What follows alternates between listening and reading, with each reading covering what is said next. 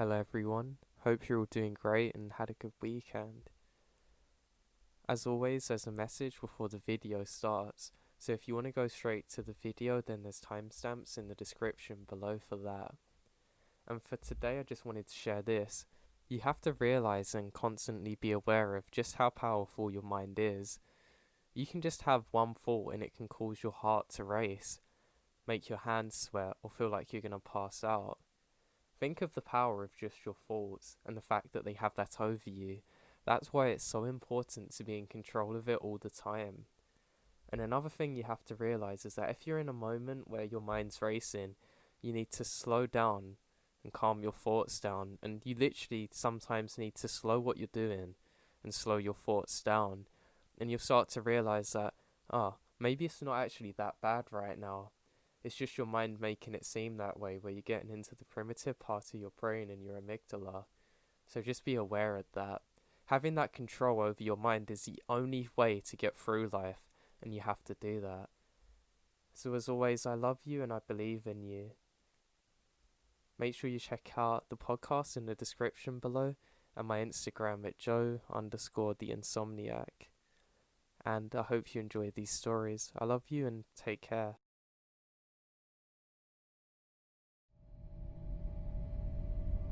I guess I'll dive right into what happened and not bore you with the unimportant details. I was hiking on a trail I'm very familiar with, and because of changes in the weather, I decided to leave the trail and cut through the woods. I wanted to try and get to my car before the downpour, and I knew this area like the back of my hand. Before I knew it, I felt very strange and disorientated. Nothing appears familiar. I'm not sure if the woods seemed to be silent before or after I felt this way, but I become undeniably aware of how silent everything is. Oppressingly down, really suffocating silence, and my heart begins to pound as I stood in place, and it felt as if the woods are spinning and closing in around me. I felt like I had nothing I could do, or anything that I could comprehend. It's when I start noticing something about 15 feet in front of me. Now, it was 10 feet high and 8 feet wide, and a distortion. It was like something was bending the light and moving towards me like a fogged up mirror, almost, but with no definitive shape. But it was moving with purpose and intelligence, and would be completely unnoticeable if not for the distortion. I turned to run and realised another was behind me, the same size and shape, almost about. Then I realised there's at least 4 more of these moving around me. I'm trapped.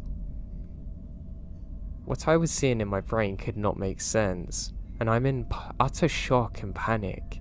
I back up against a tree because I'm so scared.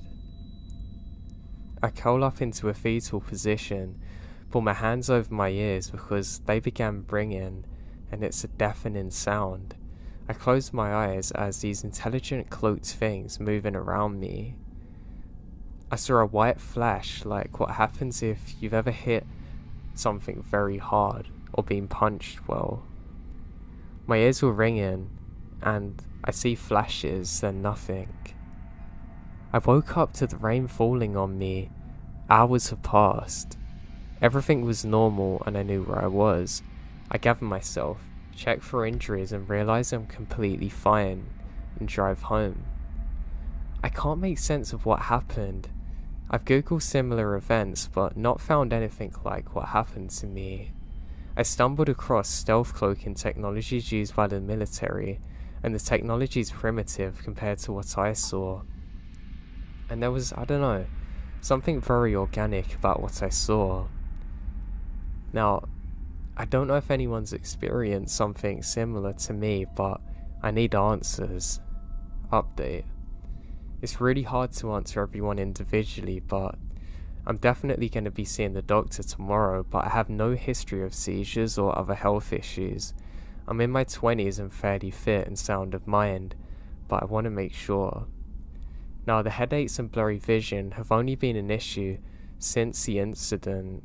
I've never had migraines before, and these things had no definitive shape to them. and they were very large and moving with purpose and intelligence.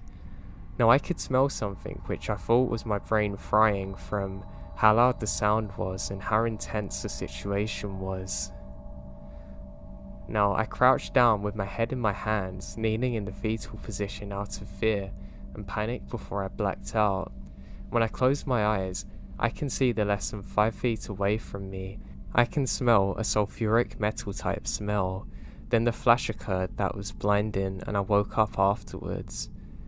I was considerably dry even though it was drizzling when this occurred, and when I woke up, I realised 4 hours had passed and it was raining heavy, but I was pretty much dry and I can't explain it, but there was some sound during all of this. I won't lie, I'm shook up and freaked out. I'm trying to make a rational assumption out of what happened, but I really can't.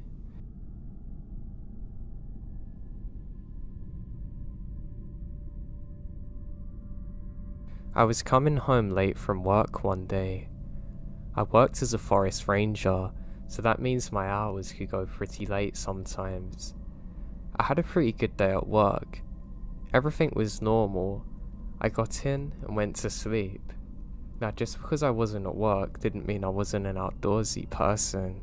So the next day, I decided to go for a hike in a forest not too far away from where I live.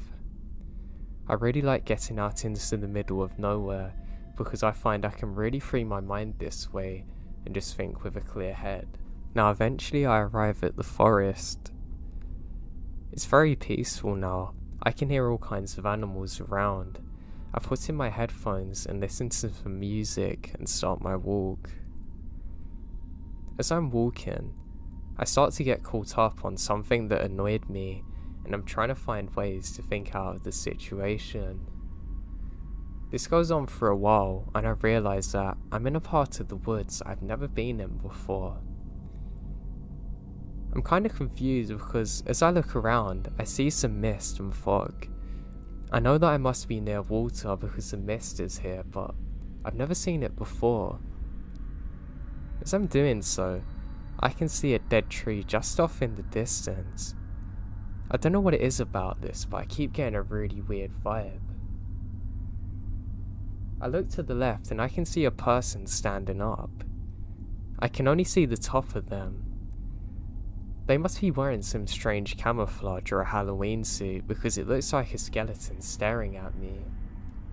I think this is weird, and I decide to take off my headphones so I can be more in the situation in case anything goes bad. As I do so, I hear the sounds of bones crashing on the floor, almost like somebody's dropped a load of sticks onto concrete. Then it hits me. It's now completely silent where I am, and I look around and it's almost like I've gone to a complete different place. It doesn't look anything like the woods I was in before. I look up and I call out to the person thinking it's a hunter. They're not meant to be hunting here and I really don't want to get shot today. They can't hear me, or they don't reply, so I decide to walk over slowly. I turn on my flashlight on my phone so they can see me coming. Again, I really don't want them to mistake me for an animal, but I have an orange coat on, so there shouldn't be a problem with that. I start explaining that I'm an off-duty park ranger and there's no problems here, just to let them know that I'm here. It's something I don't realise till afterwards, but it was completely silent in this moment, and the fog seems to be picking up. It was crazy thinking of it now. It was almost like I entered a movie scene of a strange limbo land where there's no heaven or earth or anything. You're just kind of in a barren wasteland. It's really creepy. I walk up towards where I last saw the person and I realise that they're long gone. But they've left something behind. I think it's a backpack, but I can't tell next to the sticks. As I approach, I get a horrible smell of sulfur. It's almost like a metallic smell. It's very hard to describe. I then see something on the ground that appears to be a large white rock followed by other sticks. I'm very confused on exactly what this is. I turn it over using only my foot, and my heart drops. These are human remains. Not a fresh body by any chance. It looks like ancient bones, just sitting in a pile. My palms begin to sweat and it hits me that I saw this thing standing just a few seconds earlier before I looked down at my phone. In a heartbeat, I turn round and start sprinting in the opposite direction. The smell of sulphur still seems to be following me. I keep on sprinting through the woods and I don't even bother looking back. Through the grace of God, I find a path that I knew, which I never really travel along, and I keep on running for what felt like hours. I continue on this path and I glance back for a second and catch my breath. The craziest thing is I can't see any fog now, and the sound has all returned. Within less than a minute, I'm already sprinting back to my car, weeping as I'm driving back home. I haven't told this story to anyone, and I've never went back there again since. I have no idea what kind of limbo land I entered, or what that thing was. I just know that I never want to encounter it again.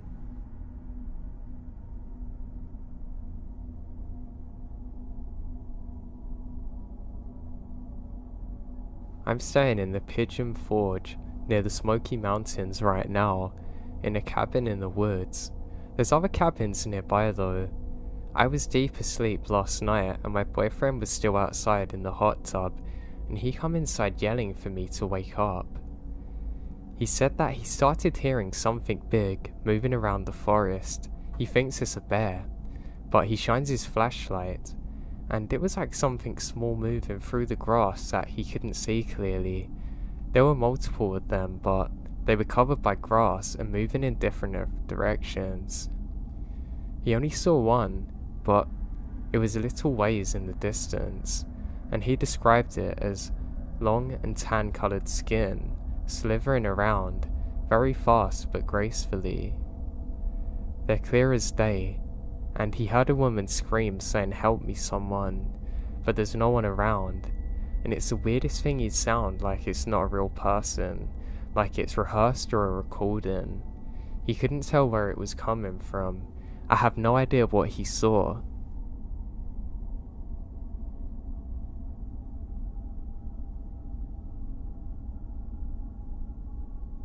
So for a bit of context, I live in northwestern Georgia, US. I'm in the middle of nowhere, on a weird off on its own cul-de-sac with houses only on one side and the woods around it. Other than the cul-de-sac, houses are over 100 yards away from each other. The woods are thick, beginning about 30 foot away from our house. The area is not known to have any bears, no wolves or coyotes, and our coyotes are really small and shy, like the deer. I even contacted our local DFW, and they said there's never been anything bigger than a coyote or wolf out here. I take the dogs out in the yard to pee about 2 to 3 times after dark. I put them on a split leash, and normally wander around the yard for a bit to let them find a spot, but that's come to an end, and I don't dare step off the patio now. For the past few weeks, my dogs have been acting really odd when it comes to going out at night. They want to go out front, but since my landlord doesn't want me to let them ruin the front lawn, I have to drag them to the back door, and they refuse to step out most times, especially my younger dog. They want to stay close to the house and are always very alert. They will lunge towards the woods at random, starting to bark like crazy. I would normally call this off as just wildlife, but it's been getting really weird. And normally, if there is something like a rabbit, they're very easily shushed and redirected. I've heard whatever it is walking right on the edge of the woods. It doesn't have the typical 4-beat walk of a 4-legged animal, and it's not scared of my dogs. I can hear its heavy breathing, and The leaves crunch as it moves. It's not scared of dogs at all, or me shouting, and it doesn't have to leave. It's always there by 9 PM. It'll be there at midnight, then it'll be there at 2 AM, always at the very edge of the woods, and I can feel a difference myself. Even when I go out alone, I had to grab a patio chair the other day for example. It's almost like I can feel when it's there. I'm normally very relaxed in my yard, even at night, but I'll get that back shuddering feeling that I have to get out of there. Now, my dogs go crazy when inside, seemingly at random, standing at the windows barking out to the woods. I've been out there during the day, looking for things like fur scraps, stag or claw marks, but nothing ever turns up, not even footprints. I've been trying to really find what this can be, but I always end up going in circles with this. As an immigrant, I'm not knowledgeable on local stuff like folklore, but I know this scares the holy hell out of me, so I'm wondering if anyone has an idea what this could be.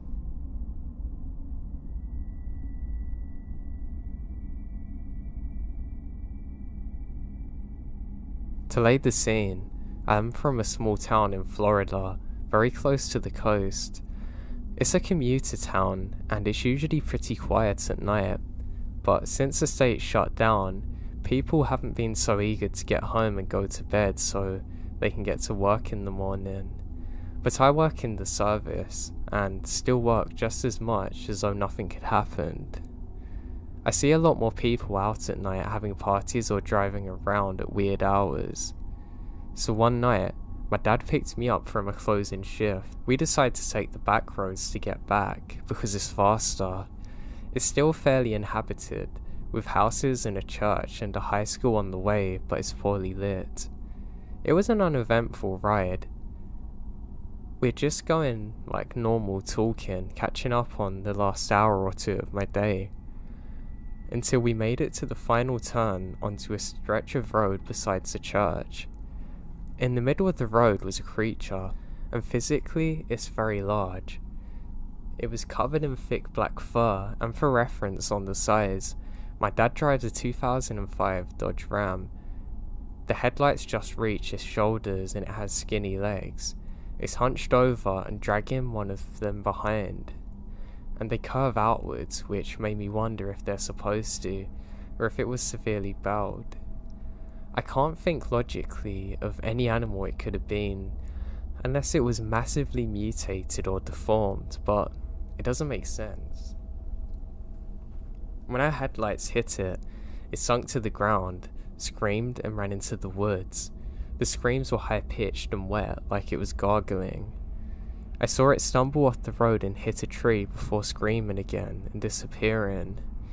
My dad stops the truck and gets out with a flashlight. We only stayed for a few minutes as we're both pretty shaken. We looked for blood or tracks, but there aren't any. But what I remembered is still how weird it was seeing the side of the road and the truck covered in white sand, even though we're not close to the beach. We got back in our truck and went home, and my dad refuses to talk about what we saw that day. I have no idea what I saw.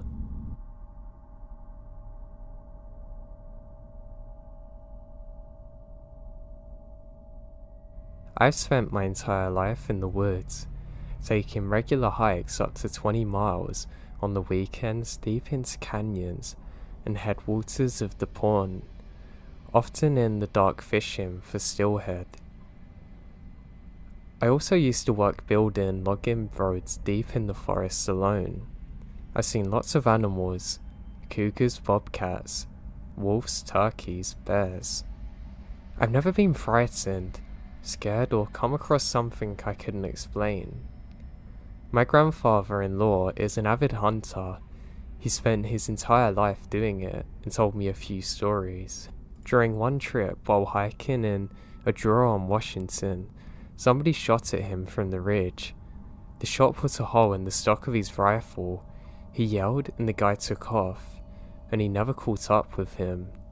I wonder if there's a guy out there somewhere wondering if he killed a guy. He also said to me one time, Way out on a mouth-long hunt, he came across a wind chime about 100 feet off a tree.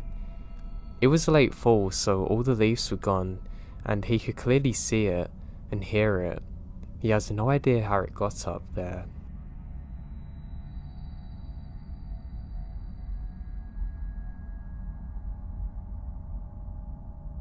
My family and I were driving from Ohio to Wyoming one holiday season to visit family about 10 years ago.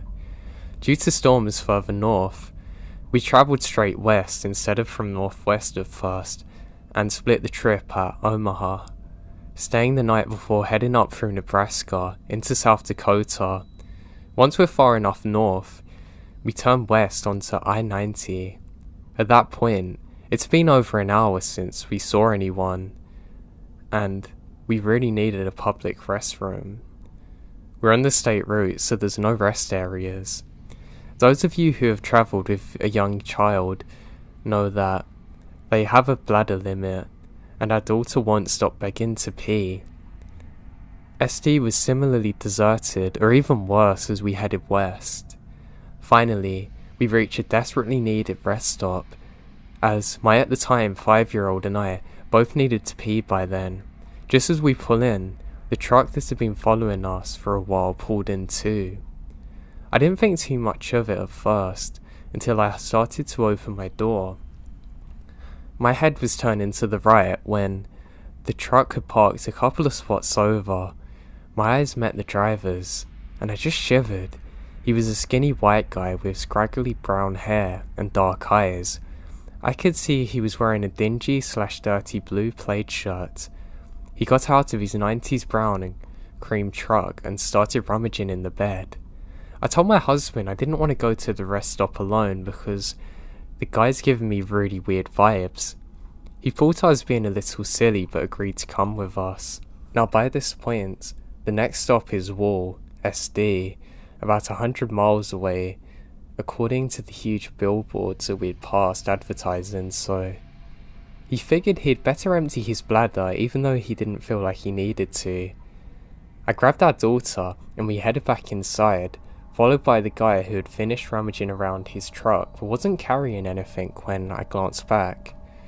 My daughter and I did our business in the women's restroom and head back to the lobby. As I expected, now my husband's already waiting out there. Now, the old guy was also in the lobby area. He was just standing there staring at my husband. My husband rushes us back to our car. As we're buckling in, he locks the doors and told me that the guy hasn't even went to the restroom. Instead, he was just standing in the lobby the whole time. He agreed with me that we might need to just get out of here and it's probably a close call. However, the story didn't end there. Remember how I mentioned Wall and it's about 100 miles away? Well, that was 100 miles of pretty empty landscape, but a decent number of turn-offs from the interstate. We didn't see the truck following us and thought the whole episode is actually behind us. Except when we stopped in Wall to grab lunch and some snacks. When we get there, we see the guy in the store not even 20 feet from us, same clothes, everything. He starts staring at us and we pay for our snacks and immediately get out of there. I can't believe the fact that he followed us for over 100 miles. Thankfully, after speeding out of there, we never saw him again, but I was seriously creeped out until we reached our relatives in Wyoming safely.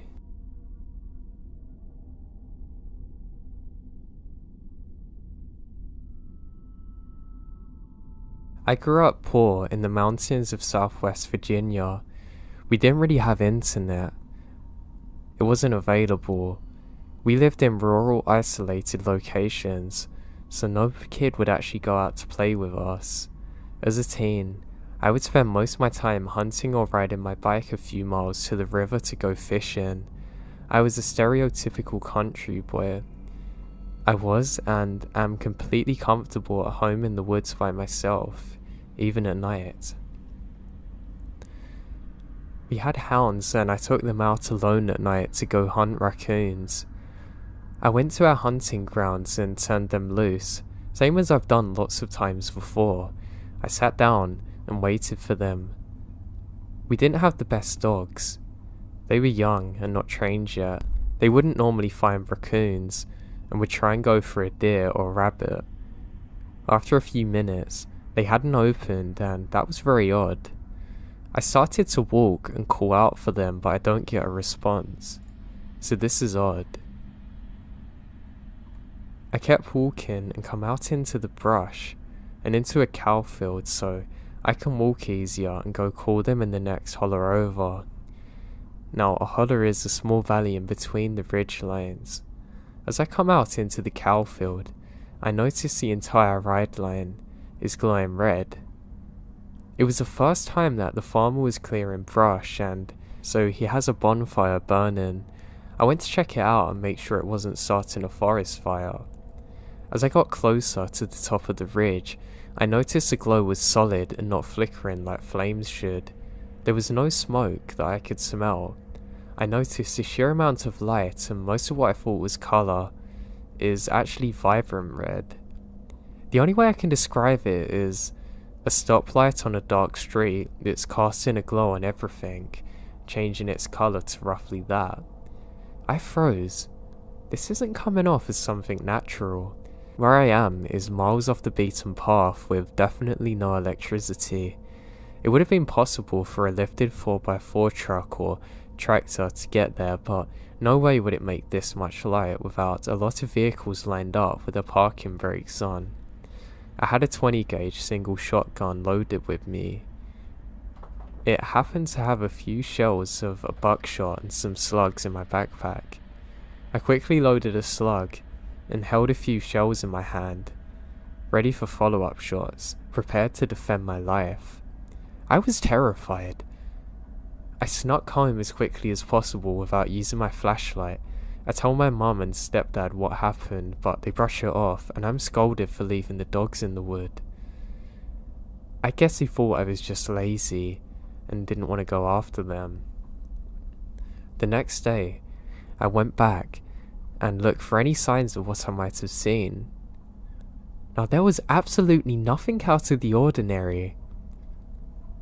No burnt areas, no tire tracks, nothing. After a few days, I woke up and went into the living room. My stepdad was waiting for me. He jumped up and said he'd seen that light also. He'd been hunting in another location in the opposite direction, still within walking distance. He was waiting for the dogs with his light off when 3 bright flashes illuminate around him and make things glow red. He said it was bright enough that he could have read a newspaper at night. I thought it was so crazy for him to experience it too. We never had another encounter with the red light. I don't know what it was.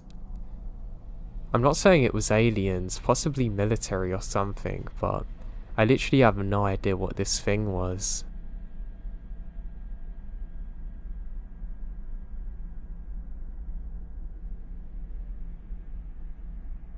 I visited Arizona in March of 2018 during my school's spring break. I'd already done the get drunk on the beach thing, so I figured I'd do something different. My uncle, aunt and first cousin lived in Flagstaff and they let me stay there for free, so it was perfect. What happened isn't exactly terrifying, but more unnerving. The first thing I noticed about northern Arizona was that it had a very different vibe than my home state of Pennsylvania. I never fully felt at ease the whole time I was there. Right off the bat, my uncle told me a few stories about people dying in strange ways and going missing unexplainably. Now, around 2 days into the trip, my uncle and I spent a long day exploring several interesting sites. We went to Walnut Canyon, where there are some cliff dwellings, and then to an extinct volcano called Sunset Crater, where NASA actually rehearsed the moon landings. When we're hiking up an escarpment of several hundreds of feet in lightly wooded terrain, the whole time I'm looking down at my boots because it's kind of steep and I don't want to make a wrong step. At one point, I looked up and directly in front of me is a girl in her mid-20s and a man the same age ahead of her. It was strange because even though there were trees, it was pretty wide open to the summit, and we should have seen them at some point, so this doesn't make sense. We made it to the top where there was a wide open vista, and we stopped to take pictures. The couple did too, and we struck off a conversation. It turned out they're from France and were on a PAC marriage, a type of civil marriage that's their new thing there. I was kind of geeked because I've been to France and loved the people, so I tried some of my rusty French lingo. The girl giggled and answered back politely. I thought they seemed nice. My uncle started trash talking them to their face when he realizes that they weren't married in a church, which appalled and embarrassed me. They kind of backed off and continued taking pictures. At one moment, I looked back at the couple, and when I did, it seemed as though they froze in time. I don't know for how long. The couple was standing side by side. Now, it looked as though they were barely making contact with each other. I snapped out of it and looked away, and my uncle started making his way back towards the trail, so we hiked down and left without seeing them again. 2 days later, my uncle and I went and spent the day hiking along the rim of the Grand Canyon. At one point, a family came down the trail from ahead of us and stopped and talked to us for a minute or two. We parted ways. They went behind us. About 2 miles down the trail, the same exact couple came from just where they were before. The trail wasn't a loop. It was a straight shot along the rim, one way up and down. My uncle this time was kind of confused and confrontational, like, how was a French couple in the exact same kind of area even further up? I said if he thought it was weird, and he grunted and we continued in silence.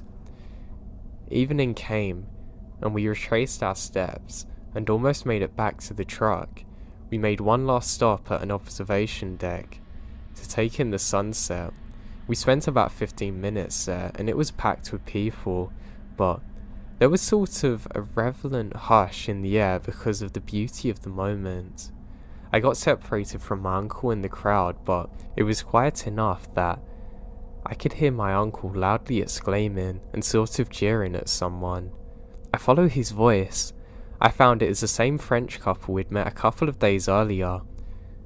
I already learned that 5 million people visit the Grand Canyon, so I'm shocked now and don't say anything at all. I remember my uncle going off about their marriage again and said something like, "Go ahead and seal the deal, mate." He grabbed me and left. On the way back to the car, he said, "I have a feeling we're going to see them again." I was just like, this doesn't make any sense. We must have been about 90 miles ahead when we saw them again. Now my cousin worked in the EMS, so I didn't really get to see him for the first few days. He took me on a backcountry trip through the Navajo reservation to obscure places that I'd never been before. He's pretty adventurous. It was myself, my cousin, and a friend he had met when he was working as a guide on rafting trips through the Grand Canyon. She gave me a really bad vibe the moment I met her. She was 31, while both my cousin and I are only 22. I don't know, she was very mummy-like. We went to a bunch of different Navajo sites, and the last stop on the first day was Monument Valley. We drive up the road and set up a camp there. My cousin mentioned skinwalkers but didn't have any specific stories. He also said that he heard from a veteran emergency responder that they got a missing person report and followed footsteps into the desert with dogs on the scent trail, but the footsteps actually stopped in the middle of the desert without a trace or explanation, and the dogs went crazy when they reached a dead end. My cousin had the first 2-hand experiences when he first started EMS. He got called to a car accident in a valley leading to Sedona. The car was badly mangled. They couldn't even find a body. They end up searching the woods, and about 50 feet into the tree line, there's a man sitting against a tree, wide eyes, no visible injuries from the wreck. He said he never heard what the cause of death was. The last story was from a search for a missing person at the Grand Canyon. He was some sort of professor or geologist type researcher, and was midway down the canyon with another individual. They split up, and the professor guy said he'd meet his friend on the other side of a butte, which is a large rock overcut. The friend took a low path, and the professor cut right across. They should have met up a couple of minutes later, but the professor vanishes without a trace. My cousin said they searched for him for weeks with helicopters but never found him. If anyone's heard this story, let me know. We walked for a long while, and there were more stories that I can't fully remember. We were camped along the base of a small rock outcrop. I've been facing towards the rocks most of the night, but before we turned in, I looked out into the desert before any darkness fell. I saw that it was as flat and as far as the eye can see. You could see for miles without obstruction. I live near a city, and at home on overcast nights, the lights from the city bounced off the clouds, giving a soft white glow. That night in the desert, I saw the same glow as if from a city off towards the horizon, lighting up from one end to the other. I asked my cousin, is there a city? And he said it's probably Vegas, but we're facing north in Utah, so it definitely isn't Vegas. I scanned 360 degrees around and it's pitch black. I finally get into the tent to try and sleep. I've never been in the desert before, so I don't know the atmosphere and what it's supposed to be like. I've read a bunch of posts about an extreme hushed silence and stillness, but I've heard about rooms built in a vacuum, devoid of any sound, and apparently the silence is painful. That's the closest to that I've ever experienced at night. There was no wind or atmospheric pressure, and I could hear my own blood pulsating in my ears and my heartbeat. The silence was painful. When I finally managed to get some sleep, I have a nightmare about a corpse being buried next to me. The next day was fine for the most part, but as soon as the night fell, I developed an excruciating headache that radiated throughout my entire body and made me feel sick to the gut. I figure it's dehydration. Even though I'd been drinking water throughout the day, I gulped down 2 lots of water and took a handful of Tylenol, but to no effect. We dropped off my cousin's friend and stopped for some food. At the time I was still a member of the Catholic Church and went to a Catholic university. My family I was staying with and some of the others we met, they would tell me I'm very Catholic and it's weird I'm out in the middle of nowhere. It seemed weird. Now, for some strange reason, my cousin took me to the empty parking lot of a Catholic church so we could order some food. It was here that he told me he felt like it was humanity's destiny to kill and make war in an endless cycle, and that he wants to join the military for that purpose. On the other hand, I'm a humanity-loving, peacenik sort of dude, so this scares the life out of me. My headache got worse, and I think I was picking up on some serious negative vibes.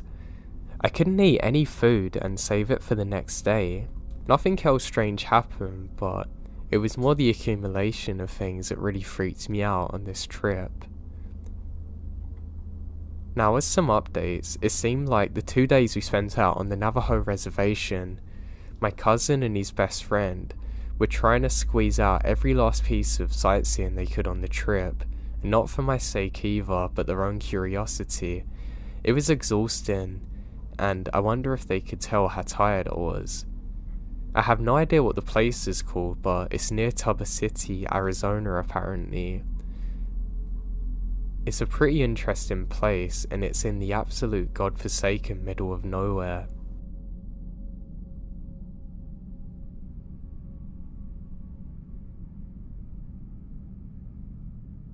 Growing up, I always went to my grandma's house.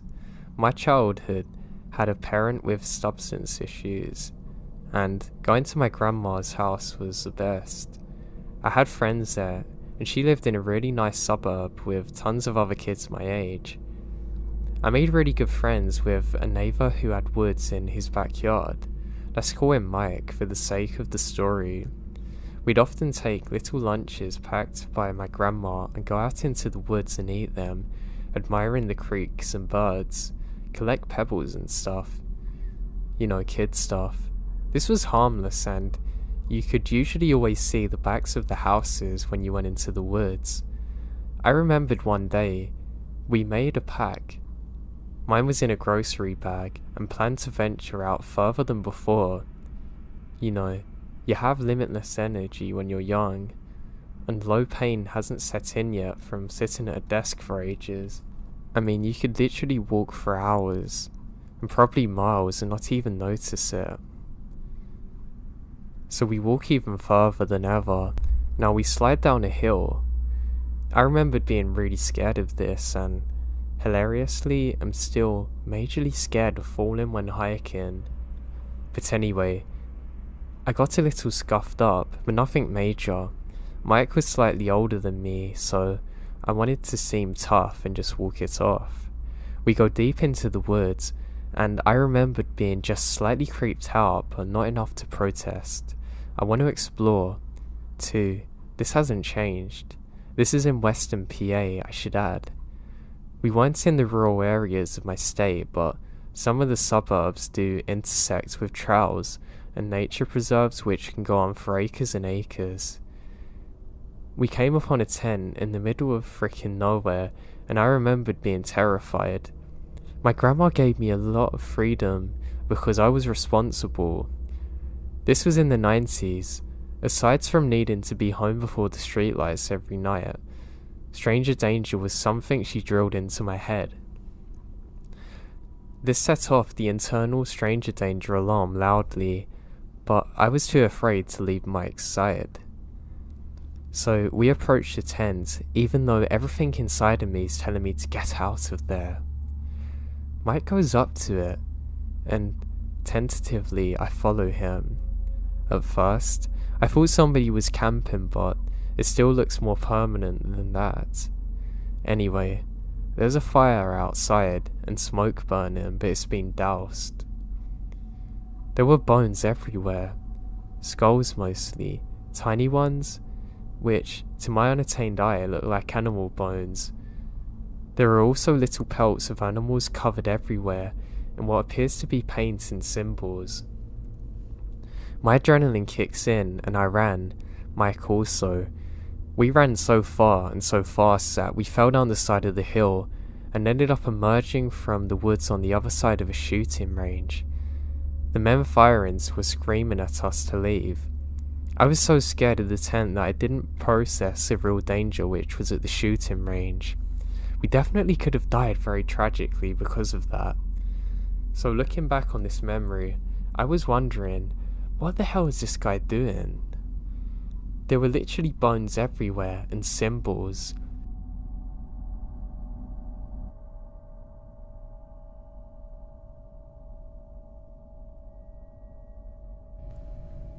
I used to live with my mum and dad on different weekends when I was younger. My dad had a really cool house that was kind of in the middle of nowhere, surrounded by a very dense forest and woods. I used to love it here. I was visiting him one particular weekend in the summer, and it was really nice out. I was wearing sun cream because I can get tanned really easily and then burned. Now I was just listening to music near some trees when I suddenly hear a sound behind me. I haven't realised how dark it's gotten, but there's a strange dog looking at me that I've never seen before. I'm kind of scared of dogs, so I really don't like this, and I start to back up. As I do, rain starts falling on me. I don't really notice it because I'm scared of the dog. Now I suddenly remember the rumours that my friends have told me to try and scare me, that this area was used for satanic rituals and that sometimes they see people dressed in robes here. I'm very scared now and my palms are sweating as I try and turn my phone off so I can concentrate more and be aware of dangers. I then hear something whisper next to me. I look to my left, and I'm not kidding, I can see multiple things hanging in the trees. They look almost like robed figures, but they're far too dark. It's impossibly black what they're wearing. It's almost like no light escapes from them. Tears fill my eyes as I don't know if what I'm seeing is real or if I'm having some kind of psychotic episode. I know it can't be this because I'm fully conscious and I've never had any mental history. I turn back and begin sprinting, not knowing what on earth I've just seen. I sprint back inside and scream for my dad. He then comes down and says, "Hey, what were you hanging up in the trees?" I scream out what happened, and he goes to grab his gun. We both sprint out there, and can't find anything. 2 weeks later, my dad left that house, and we ended up moving county. Now, I'm not somebody who really believes in the paranormal or all of the satanic stuff, but I wouldn't have thought much of this story if it was only me that it happened to. But the fact that my dad had seen them things in the trees too is what truly terrifies me.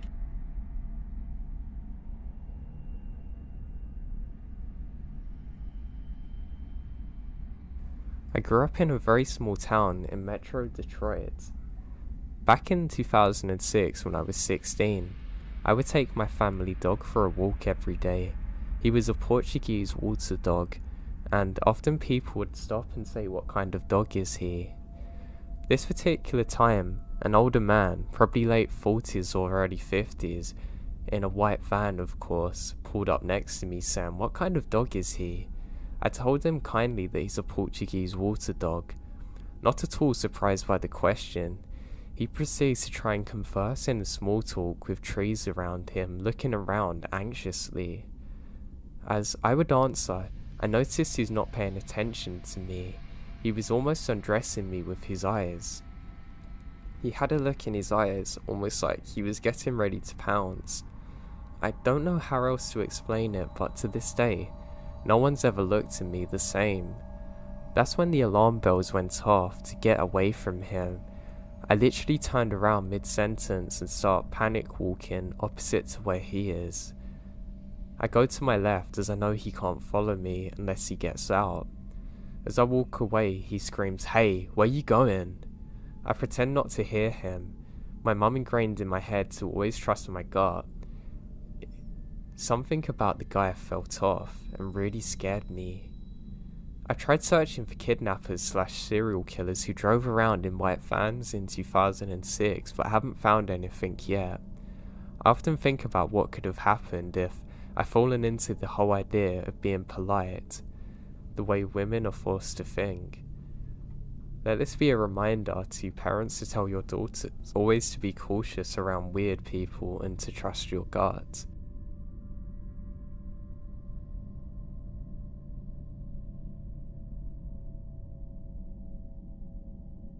So this happened a couple of years ago. We used to live in a house up in the mountains in the middle of nowhere. The only neighbour we had wasn't that close from our home, so there's literally no one around. This happened on a Sunday.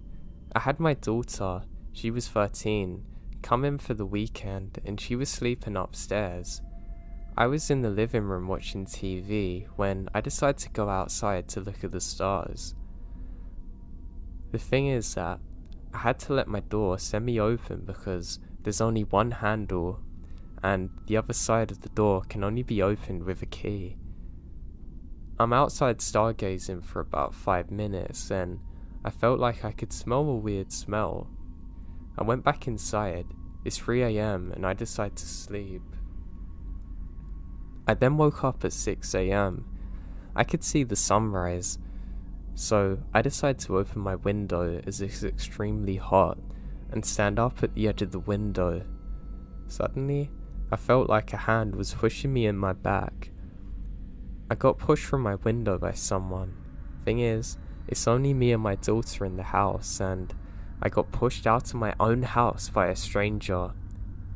Since the window was closed, I couldn't open the door either, because I don't have the keys. I knew that my neighbour is a locksmith, so I subsequently rushed into his house, woke him up, explained the situation. He took his stuff and came with me to my home. Now I'll tell you what my daughter told me. She told me that she could hear an old man coughing that she didn't recognise, so she instantly went into the bathroom and hid with the door closed. She then starts the tap running and phones the police. My neighbour managed to open the door. We rushed upstairs. Whilst going upstairs, I see a knife missing from my knife set. When we went upstairs to the door, we see my daughter's there, and we turn on the lights and see an old man with a hood holding one of my knives waiting in the front of the bathroom door. My neighbour and I beat the life out of him and wait for the police to arrest him, and after that we moved to another county.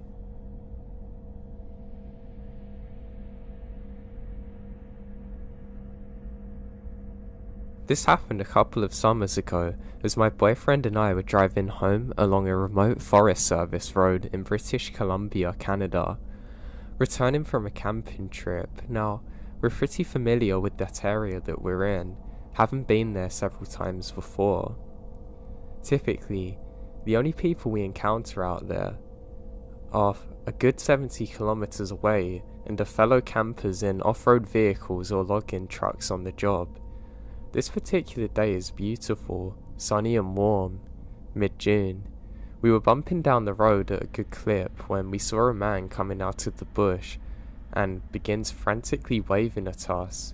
It's very odd. We slow down and come to a stop, with my boyfriend rolling down the window to see what this guy had to say. I was in the passenger seat, and as soon as we slowed down, I picked up a weird vibe. He's wearing a blue plaid construction worker's flannel coat, much too heavy for the warm weather, with khaki pants and work boots with clean shaven, messy brown hair, pale skin and large glasses, maybe 50 years old. Let me stress how unusual it is to run into somebody up there without a vehicle. The guy was fairly soft-spoken and calm, almost robotically. He tells us that, "Hey, my battery's dead. Can I have a jump?" "Sure," we say. We believe in road karma and always want to help out. The trouble is, we're in the brush. Where is the car? He said he's been fishing all day too and had the radio playing, and that's why it's dead. His car is down in a very overgrown side of the road a little further up the main road. He walks ahead while we slowly follow behind him in our truck. Both my boyfriend and I are a little weirded out. We joke around to each other as we're following him that we hope he's not luring us to our death. Except, I legit felt on edge, and the joke isn't that funny. We follow him about 150 meters down the overgrown side of the road into a heavily overgrown area full of trees. Now, we would never have noticed this. It's just wide enough for about 4 cars to park side by side. He points it out to us, because the bushes had nearly covered the entrance. Sure enough, a car is there. An older model, big Chevy car that looks very unsuited to the login roads. The trunk is open for some reason, and a blanket is draped over it. The hood was already popped up, so my boyfriend grabs the jump leads and begins to fix the cables. Meanwhile, I swung my leg over the center console and slid into the driver's seat. I felt very uneasy and look around to the cab to see if there's anything I can use as a weapon. All the while telling myself I'm being silly, but nonetheless, I wanted to be ready to act if something happened. The guy then chats with my boyfriend, jovially, telling him about his buddy who he went fishing with, but who went ahead without him, but his friendliness seems forced. He stood back, allowing my boyfriend to do everything, lingering behind him, watching while my boyfriend got the car batteries hooked up. There's an awkward pause when my boyfriend had to prompt the guy to get back into his car to crank it over. Throughout this, I sat in the driver's seat watching, feeling tense. The car fired up easily, and the guy got back out of the driver's seat. He said thank you in an oddly intense way. My boyfriend removes the cables and hopped into the passenger seat without bothering to put them away properly. The very moment the passenger's doors closed, I was reversing back down the narrow side road with branches scraping across both sides of our car. We got onto the main road within moments and went our way. My boyfriend told me that the guy watches us the entire time. It could have been just a socially awkward guy with a legit dead battery, but I can't help feel this guy's intentions were more sinister. The fact that I stayed vigilant in the car and my boyfriend was there probably stopped anything happening. Also, my boyfriend told me that he doesn't believe the battery was dead. We don't see any fishing gear and the guy doesn't move after.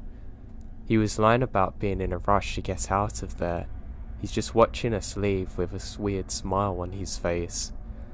I don't know what was up that day, but I'm sure glad I didn't have to find out what his actual intentions were.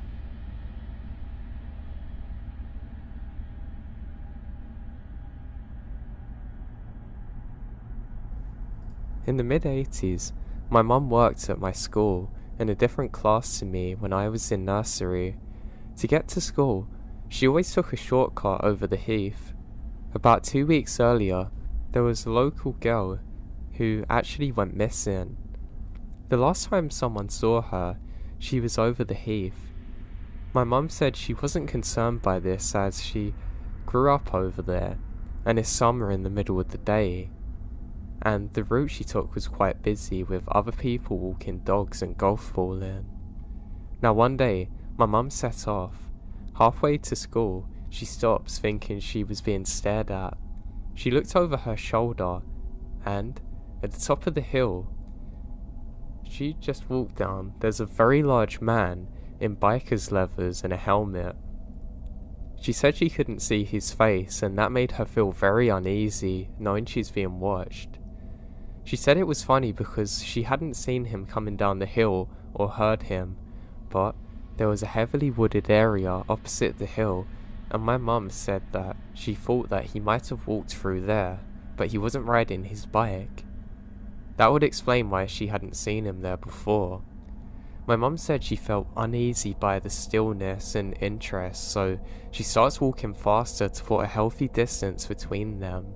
On the way home later that day, she decided to go on the bus instead of walking, and a week later, the body of the teenage girl was discovered by a dog walker in the same wooded area opposite that hill where the biker man had been watching. There was a police search and they appealed for information and witnesses. My mum contacted them making a statement. The police never solved the murder of the poor girl, but I'm certain that was the one who did it.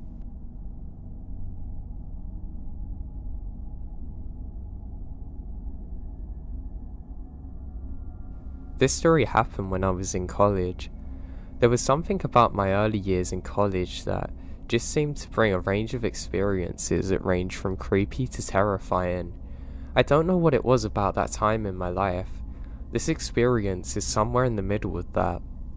Anyway, one night at the beginning of the summer, following my freshman year of college, some of my high school friends and I were going to a party. We hadn't seen each other a ton, and we were all just away at college, mostly during school breaks, and a few random weekends we actually see each other. I wouldn't have normally gone to this party, hosted by someone else we went to high school with, but they all wanted to go, and I want to hang out, so agree. This is not the mistake part of the story, that's gonna come later. We got to the party, and we realised it was almost exclusively people from high school, which is kind of nice, almost like a big reunion.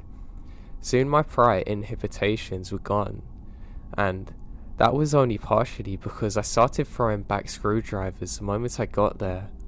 A couple of hours later, I was more than tipsy, full on drunk, totally plastered, which would yet prove to be my grace. After a while, a group of friends decided to split off, and host of the party, Stephanie, lives with her parents, and it's in the middle of nowhere where this is being held. There's forest all around us, Forests at night both scare and thrill me, so drunk me suggested that we go exploring. This is something my friends would not let me live down. So this group, Lauren, Hillary, Jared, Alex, Hugo, Dean, hostess Stephanie, and obviously myself, decide to go on a midnight walk through the woods. It was pretty creepy, not gonna lie, but in a cool way. At least I thought so. A couple people in the group, namely Hillary and Alex, were pretty afraid, but some of the people here keep on making comments about how that they're being creeped out, but I say not to worry and enjoy it. We walk through the forest for a bit, and then we come into this clearing with a lake and dock and tall grasses and stuff, plus a shed and what turned out to be a boathouse, both of which had seen better days. Now, Stephanie and I weren't exceedingly close, so this was my first time exploring the forest, but Dean and Hugo had before and remembered it.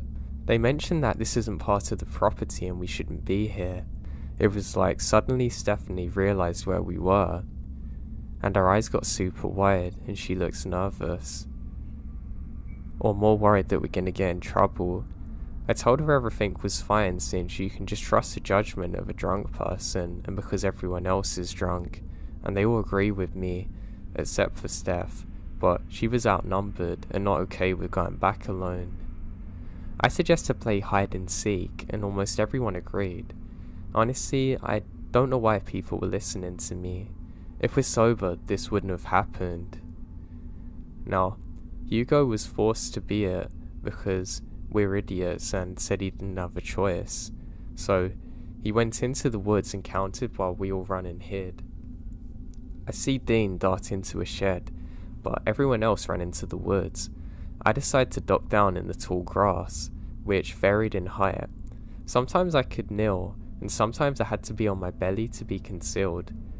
I heard voices from the trees nearby, whispers like speakers were trying not to be heard. I was curious, so I made my way there.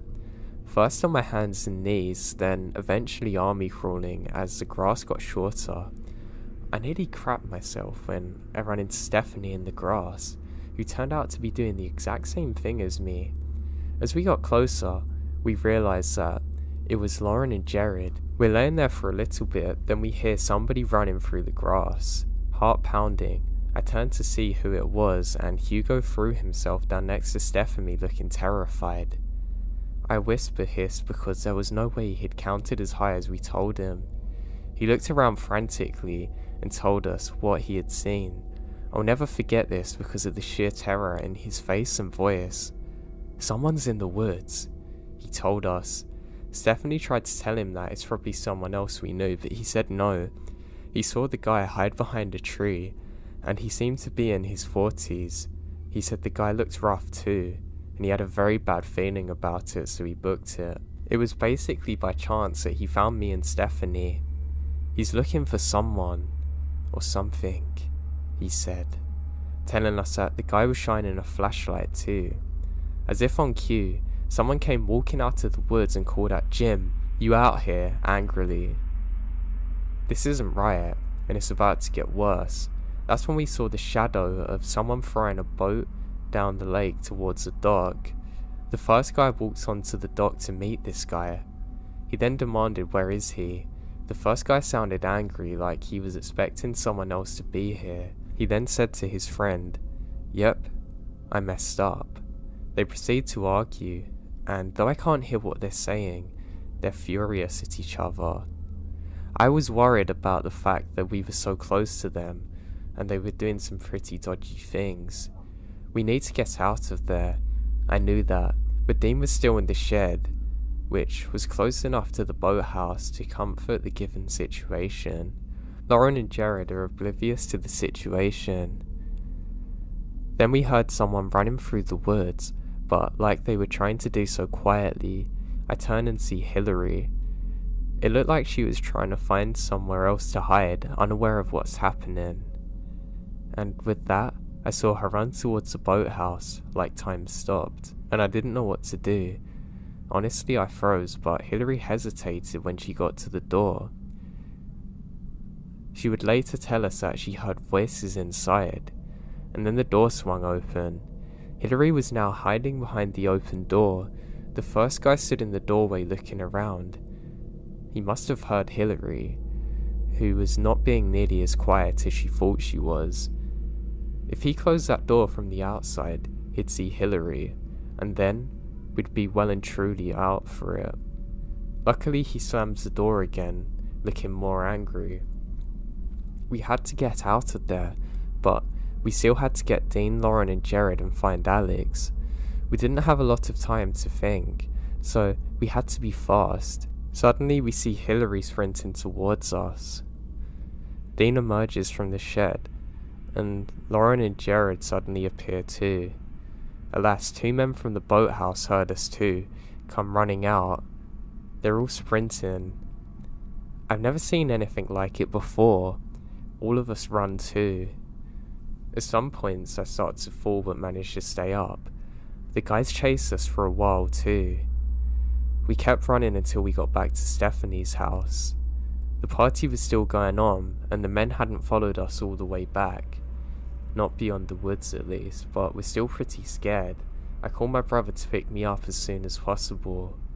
We spent the night at my brother's house that night, and then we went back to Steph's house the next day to clean up. Now I did want to go back to investigate at a later date, but for some reason, they moved houses very shortly after, so I never actually found out who they were or why they were chasing us.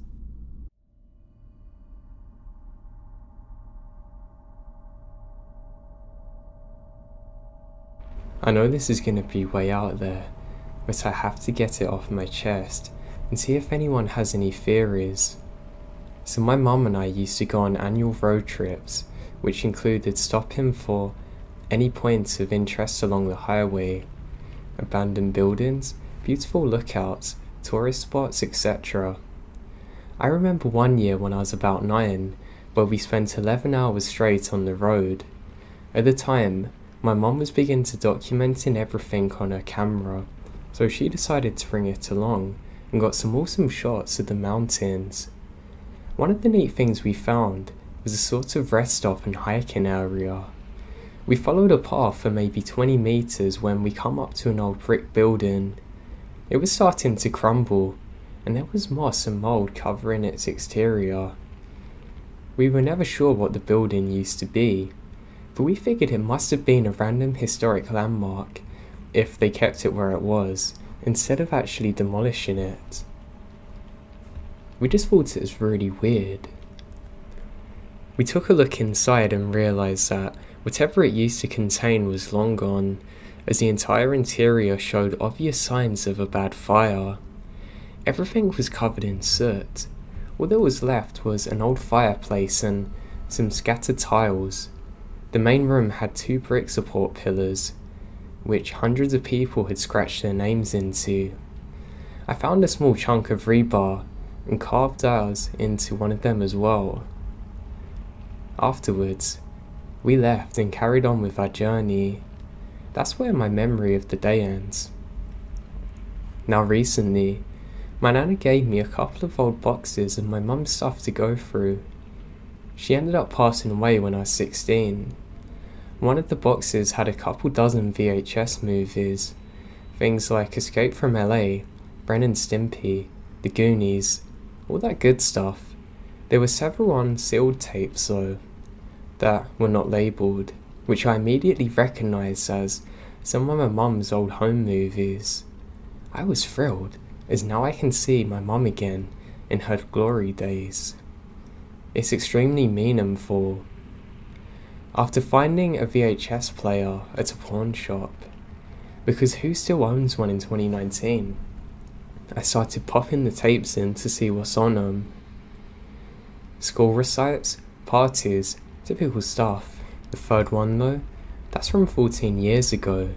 I got to the part where we had explored the hiking trails and got completely lost in the nostalgia. Except the video didn't match my memory of that day. Firstly, the path we took off the road was significantly longer than I remembered. It wasn't a mere 20-ish meters, but closer to a kilometer. Once inside, we looked around and found the pillars, and I wrote our names just as I remembered. Her name ended in an I, so I'm confused. I just kind of stabbed the pillar with the rebar, which makes a loud echoing sound. The second I did that in the video, I can hear my mum gasp and says, "What was that?" in a terrified voice. She started getting increasingly uneasy as I kept staring into the dark room while whining and saying I didn't feel good. Eventually, in a very shaky tone, she says we have to leave. Her camera kept scanning the room and the forest outside as though she's looking for something. Now the weirdest part, I don't ever remember feeling uneasy that day, but here I was watching both of us on the verge of a panic attack. I told her I was too scared to move and that I wanted to go. She helps me get up and we start back to the door when the camera sharply spun back to the room and focused on a whole lot of nothing. She starts mumbling, no, I really don't like this," and made her way back outside. When she came out, I was nowhere to be seen. She yelled my name a couple of times and ran around to the back of the building, and she rounded it and came back out to the front. I was standing there smiling. Since I was on the verge of tears and hyperventilating, she says, "Am I okay?" and I say, "Why?" The last minute of the video shows us walking back to the road and her occasionally looking back at the building. I'm completely weirded out now. I legitimately do not remember any of this happening. The memory is exactly as I described it. I have no clue what to make of it. It deeply unsettles me. Why don't I remember the meltdown? Why were we so afraid of this place? Where did I disappear to? Why did I come back fine but crying? What was my mum saying? What did my mum sense in there? That's the part that kills me, the part I'll never get an answer to.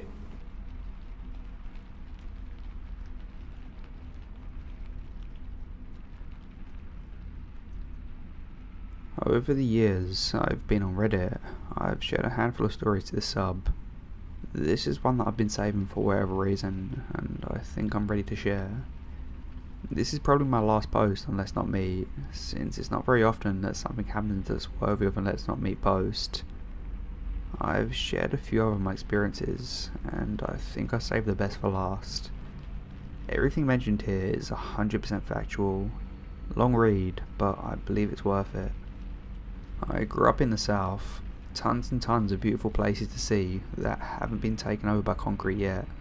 It's nice, but along with that, it's pretty boring. Being a teenager and wanting to go out and have fun led to mostly improvising with your buddies and hoping something good will come out of the night. There wasn't really a local spot to go hang out, like a club or a cool bar, and the places that were close to this were pretty boring. I'm sure if you've lived in an actual rural area, you understand that feeling completely. Something that I found a ton of enjoyment in a teen was just cruising around super late at night listening to music, and would just take off driving around until the sun came up. It was a way for me to clear my mind and relax. Those country back roads were always fun to drive down at 2 AM, and also just getting the right amount of spooky in that too. Well, one night, I absolutely got more than what I bargained for. I can't remember what month it was exactly, but I know for a fact that it was in the summertime because I was out of school, and I also remember it being a comfortable chill night. So if I was to take a guess, it would probably be around July or August. I was cruising around like I always did and was completely worry free. I had my music blaring and I was in my zone. I decided to head down and park out of boredom. This particular park is at the very end of a long stretch of desolate country road, but is actually a really pretty drive because of that. When I say desolate country road, I don't mean some sort of dirt road that goes through the woods or anything like that. It's like a normal paved road, but there's really nothing on it after a certain point. The entire road takes about 20 minutes to drive down to get to the park, and after about 10 minutes into the drive, the houses start to spread out further and further, to almost becoming no houses and just a road leading into the park. I think a lot of the reason I liked this drive at night was because of how creepy it was, and it looked like it was some sort of adventure or whatever. The park isn't open for camping or anything. It's mostly just a lot of land with walking trails and biking trails set up through miles of woods. So obviously around 3 AM in the morning it's pretty dead. I made it there and just did a slow normal little loop around the drive of the park. The night before it stormed very badly. So badly that I remember my parents had to take shelter because of the threat of a tornado touchdown. There ended up being no tornado, but the storms were pretty bad. Because of this, I came up on a fallen tree in the road that loops around the exit of the park. That must have happened because of the storm. It wasn't some massive tree or anything, but I know for a fact that there was no way I could have gotten over it in my car obviously. It was pitch black everywhere, besides the front of my car because of my headlights, and because of that, I immediately ruled out backing up the entire way I just drove when I entered the park. I knew that was super dangerous and there was no way. At this spot of the road, there was flat land on each side of me. I figured it would make most sense to go back up in the grass beside me just a little, and then take a drive the way back I came. It was a one-way loop around the park, but I wasn't really worried about going the wrong way since it was so late. So I started to back up off the road so I could get my car turned around. All was good until I went to pull back up on the road. I totally didn't take into account how wet the grass was and the amount of mud. My car went absolutely nowhere. My tyres were completely stuck and were spinning in place as I was trying to floor the gas pedal. I started to become pretty scared at this point. Not the most ideal situation to be in. I immediately took my cell phone out of my pocket and saw that I had service. Super huge feeling of relief. I called my parents and told them what happened and where I was. They were pretty annoyed at me, but said they'd pay for a tow truck to come get me out. My parents both drove small 4-door sedans, and they would have been zero help in the situation. I was about 45 minutes away from my house and the rest of human civilization, so I realised I would be stuck there for at least an hour before someone would be able to get me. Freaky feeling, but I tried getting out of my head and just tried to listen to music and be on my phone while in the car while I waited. Not really much else I could have done. After I kind of calmed down from the initial danger I had, I started to check out my surroundings. I didn't even notice at first because of everything that was going on, but in front of my car's placement was a field that was full of the most amount of deer I think I've ever seen at once. There legitimately must have been about 40 deer in this field, just walking around and eating the grass. The field wasn't directly in front of my car, but if I was to get out and throw a rock in the direction, I would have easily been able to hit one. So if I was to guess, I'd say about 30 yards out.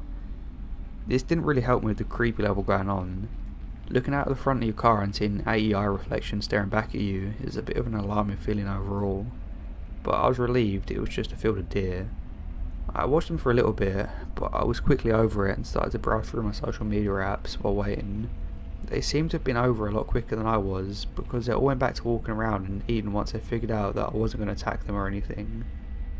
After browsing my phone for about 15 minutes, I finally get a call back from my parents letting me know that a tow truck is on the way and is going to be about an hour and a half out from my location.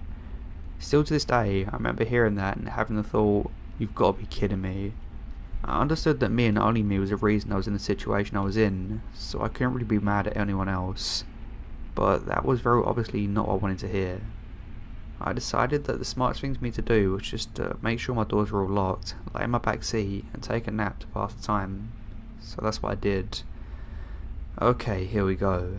So I wake up 45 minutes later to that weird feeling of being watched. I'm not sure that anyone else has ever experienced anything like that before, because I don't know how common it is, but there was a 6th sense alarm going off in my head telling me that I needed to wake up. Waking up to that feeling in the situation I was in the surroundings I was in, is probably the worst case scenario. I sit up and immediately check my surroundings and see nothing. I looked through my car very quickly for any sort of weapon and found a pocket knife. A pocket knife. I was so scared. Even though I saw and heard absolutely nothing, that feeling was terrifying. I was shocked to see that the field of deer in front of me was still full of deer. I don't know anything about the animal, but I guess I always assume they don't hang out in the same place for long. Not sure why I thought that, but I was surprised to see them nonetheless. I called my parents back to see if they heard any kind of update from the tow truck dude. I decided not to mention the feeling that I was having because I didn't want them to worry anymore, and I knew that it was literally nothing more than a feeling I had, and had nothing to back it up. No update from the tow truck guy, so I assumed everything was still the same on his end. The call lasted just a few minutes before I felt like such an idiot. They both have to wake up for work in a few hours. Now I have to spend a random $100+, and on top of that, they were worried about me. I could tell they were annoyed at the situation, but worried. I told them I would make sure to tell them when the guy arrives, and I'm sorry. We hung up, and I looked from the phone, and immediately went from 0 to 100 in panic mode. The deer in front of me were completely perked up, staring in the same direction right in front of them. Let me remind you that there are around 40 deer in this field. Every single one of them was stopped dead in their tracks, standing completely still, looking at something. I put my high beams on and stared, waiting for something to happen, but nothing happened at all. Nothing. I tapped my horn real quick, and they didn't even budge or look my way. They were still completely glued to what was by them. The way the tree line was, I couldn't see that far in the field. I knew they were looking into the woods, but I wasn't able to see what. I could hear my heartbeat. I grabbed that stupid pocket knife and just waited for something to happen. I would say it was about a minute after I honked. Every single one of them in unison started to run the opposite way. They were running at full speed, and within 20 seconds the field was empty. I was petrified in fear. I knew that staying in my car was the safest thing to do, but it's the worst feeling in the world when you feel utterly like a sitting duck. My head was on swivel. I was freaking out in every way possible. I assumed it was a bear or something, but it could have been absolutely anything. I was convinced at that point it was the devil himself. I didn't know what to do. I knew that the tow truck was close, but I had no idea where he was. I began to shake because of nerves and just looked around to make sure nothing was by me, and focusing on the field in front of me. I did this for what felt like an absolute eternity, sitting in complete silence and darkness in the middle of nowhere, waiting for something to jump out and attack me. 15 of the longest minutes of my life go by, and I start to see the lights break through the tree line on the road. As it gets closer, I see the tow truck guy. The lights of his truck felt like it was Jesus coming to save me. He gets up to me, and I jump out of my car and immediately ask him if he has a gun on him. I told him very quickly what just happened to me, and that something's definitely nearby. He let me know he had a shotgun in the truck, and assured me that it was most likely a bear or a bobcat. He gave me the whole, "they're more scared of you than you are of them." The tree was sort of small enough for him to sort of bulldoze it out of the way of his truck, and then he attached my car and pulled me out of the spot I was stuck in. He was very nonchalant about what I just experienced, but I was pretty badly shaken up. The whole time he was doing it, I had my eyes glued in that field waiting for something. He was completely done with everything in about 15 minutes and told me to follow his truck out onto the main road again. I got in my car and was ready more than anything to get the hell out of this park. We started to drive away from the spot I was in, and my head was on swivel, completely shook up. As we were driving away, I looked in my rearview mirror. We were down the park road just a tiny bit, but I could still see the spot that I was stuck in partially lit up from the vehicle's lights and the moon. I watched in my rearview mirror as a man came out from the tree line behind where my car was and walked into the middle of the road and watched us drive away. My heart stopped beating, legitimately. I lost my breath, my eyes started to get full of tears because of how absolutely scared I was in that moment. I couldn't see any sort of details like what he looked like, or even necessarily what he was wearing. To be honest, I don't really care.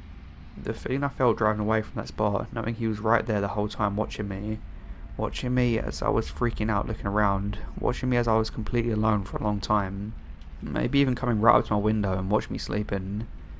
That's a feeling that is something I can't necessarily put into words. All these years later, and it still messes with me quite a bit. The entire time we were driving off, as long as I could see him, he didn't move. Just watched us in the road.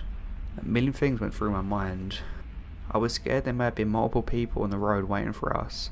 I was trying to figure out if I should start beating on my horn like crazy to get the tow truck guy to stop. I decided that all I wanted to do was get out of there, more than anything. The second that we finally got out of the park and was able to be on a 2-lane road again, I flew past the tow truck driver and did nothing below 70 miles per hour the entire way home. I flew through the stop signs and the stop lights. I didn't care. The only thing on my mind was making it home. I got home, ran inside very quickly, and acknowledged my parents, said sorry and thank you, and went to my room. I didn't get a single second of sleep the rest of that night. I was searching for any sort of records or anything happening in that area, escaped convicts, similar stories, etc. I came to the conclusion that the man was some sort of squatter or homeless. I read many things online about how it's common for homeless in rural areas to build a shelter in the woods, which does make sense entirely on why they'd do that. But obviously the unknown is the scariest part of it all. What if he wasn't homeless? What if he was going to hurt me? Just, what if? There's so many possibilities that could have happened, but the outcome that did happen is the one that I'm most grateful for. I never told my parents the full story until many years after it happened, and I was already an adult and moved out.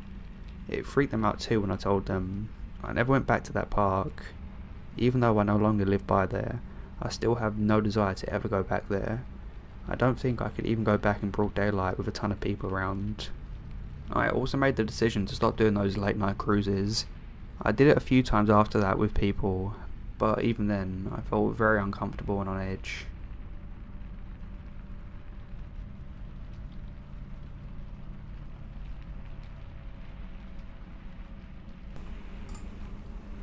It was Christmas time. My wife and I were staying at her childhood home where her mother now lived all alone. The house was on a quiet cul-de-sac in the suburbs. If you're picturing freshly mowed lawns, American flags and empty sidewalks, you're picturing this correctly. It's a single-story home with an attached garage out front.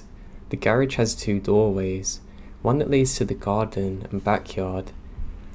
This had an old dodgy door from their days with dear old Brit Macs, that were covered with a piece of nailed-in wood.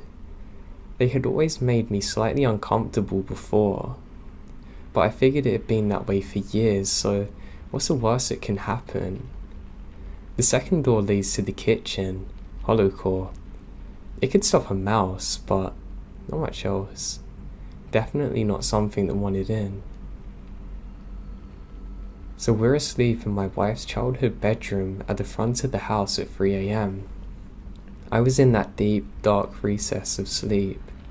You know, you're in the diving bell, and you're submerged hundreds of meters below the surface in black water, protected from the real world by miles of nothing. Then I hear it. The scream, "What are you doing?" and my mother-in-law's voice echoing down the hallway to me. Lost in a sea of sleep, it sounds like a jet engine roaring past my eardrum. I bolt up.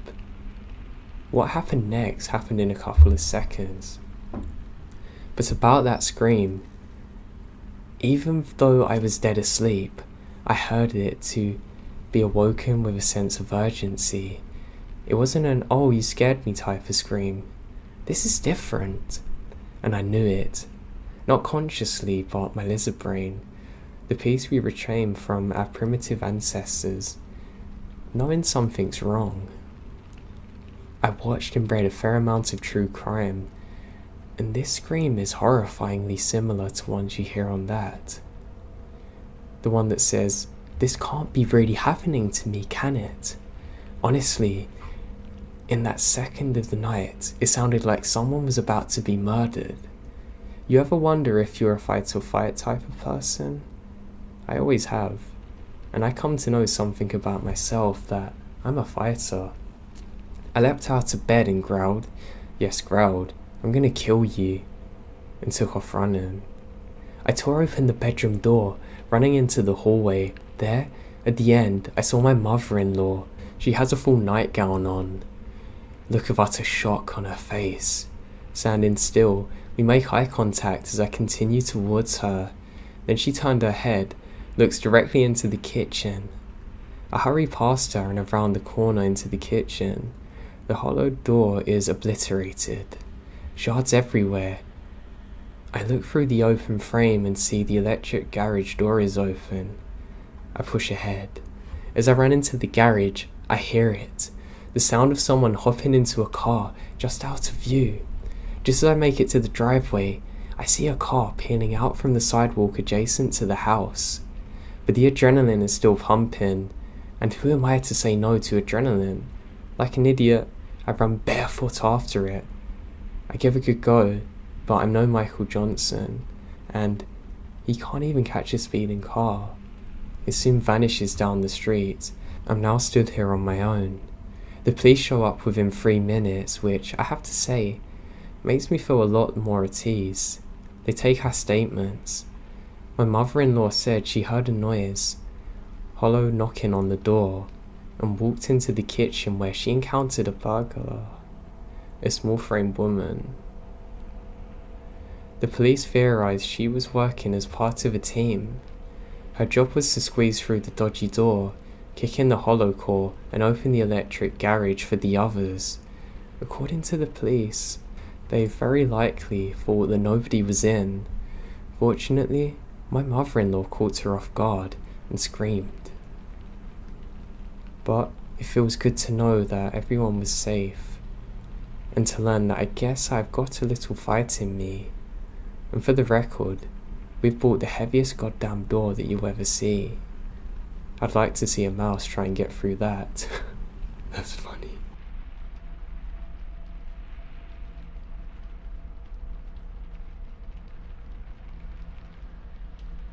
Years ago, when I was still a teenager, my friend Justin and I would often go longboarding at night, as my friends and I were quite the night owls. We loved the freedom of almost never seeing another soul on the roads, or the path we frequented. Even when using main roads, it would be very rare to see a car out so late in a rural area, and you could see and hear them coming from very far away due to their headlights and the noise of the vehicle disrupting the peaceful silence of night.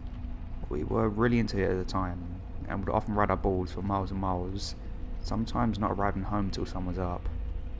One particular night, we decided to ride a few miles away from our usual back roads to one of our favourite hidden routes. It began with a narrow, paved path that was only a piece of land separating two sides of a long lake. It would often sink due to rainwater, and we wanted to seize the opportunity before it rained and went underwater again. It was roughly 2 miles long, and was extremely relaxing to ride due to the scenery. After making it to the end of the lake, we decided to continue moving and turn into a very closed path that leads directly into the densely wooded wilderness. As we came up through the first hill, we looked down at the bottom into the blackness. We both noticed what appeared to be a tiny, moving ball with a dim light down there. It moved so strangely, and it was extremely difficult to make out what it was. Rather than shine our flashlight down, we curiously watched it for a few moments, whispering to each other about what it could possibly be. All at once, the small light turned into multiple blinding lights and extremely loud revving sounds, overwhelming our senses that have become accustomed to the dark and silence. Acting purely on fear, we instantly turned around and ran as fast as we could, hearing yelling and revving gaining behind us.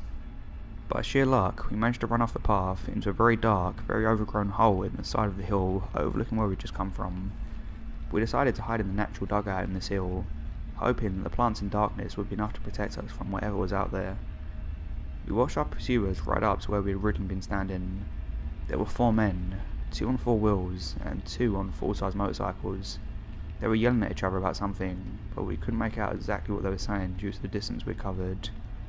We felt safe enough to whisper softly to each other and speculated who these people could be. Our first thought is that they might be park rangers of some kind, although we had never seen one out here the many times we've been there, and honestly, we doubt this country even had a budget or even the desire to have anyone patrol the deep woods at night. Besides that, these men were on vehicles entirely inappropriate for the paved bike trails, and they were very angry about something. They yelled out to us for a while, yelling things like, "We know you're out there, we can see you, come out!" We stayed silent and decided to call their bluff instead of running. Eventually, we clearly heard one of the men yell, "Find them now!" and smash a bottle. That had erased any hope that they were park rangers. We watched them split up, each going a different way down the series of paths on their vehicles, including the path we came from. It took us what felt like ages to even move. We were frozen in terror inside that dugout, watching the lights from the vehicles travel through the woods and paths, one of them already coming full circle and passing the point where he'd screamed from. I thought about calling out for help, but I was too afraid to open my phone in fear that the smallest amount of light would give away our location. After waiting for the lights of the vehicles to reach their farthest distance yet, we finally summoned the nerve to get up and run somewhere far enough away from these people to make a call. We ran as hard and fast as we could through the woods, since their headlights gave away the location on these paths. We would hide again whenever we thought they were getting too close. Our available hiding spots were getting progressively worse as the woods became less dense, and the fear I felt waiting for one of them to drive past us while basically only being covered by leaves and plants may still be unmatched to this day. We finally emerged from the woods onto the intersection of 2 main roads, far from where we started. We ducked down into the ditch to call for help. When I opened my phone, I noticed I had recent missed calls from one of our other friends, Connor, who we were supposed to meet up with on a longboard excursion. I called him and frantically asked where he was. Luck was with us again. He hadn't given up on our plans despite ignoring him, and he was only a few miles away, already heading in our direction. I gave him the 2 streets we were near the corner of and explained that we needed to get picked up right away. He agreed and sped over to us while Justin and I waited hiding. Thankfully, Connor arrived before any of those men did. We bolted to the back seats of his car, yelling for him to get out of there, and he took off. Relief doesn't begin to describe what I felt at being safely driven home, and everything I'd just experienced. After explaining everything that happened to Connor, we ended up just moving on with the night and decided not to call the police. We figured they would have gone by the time the officers made it out there anyway, and we would only be putting ourselves at risk by admitting to breaking the law by taking those paths so late at night. I have no idea what happened or who those people were. I've been told all kinds of theories from friends and family that have heard the story. Some think we walked right up into a huge drug deal. Justin and I later admitted to each other that when the revving started, we couldn't see. Our minds both went to chainsaw-wielding horror movie serial killer, so I suppose it could have been much worse. Frustratingly though, whatever those men thought we saw that made them want to catch us so badly, we never actually saw. We'll never really know, I suppose.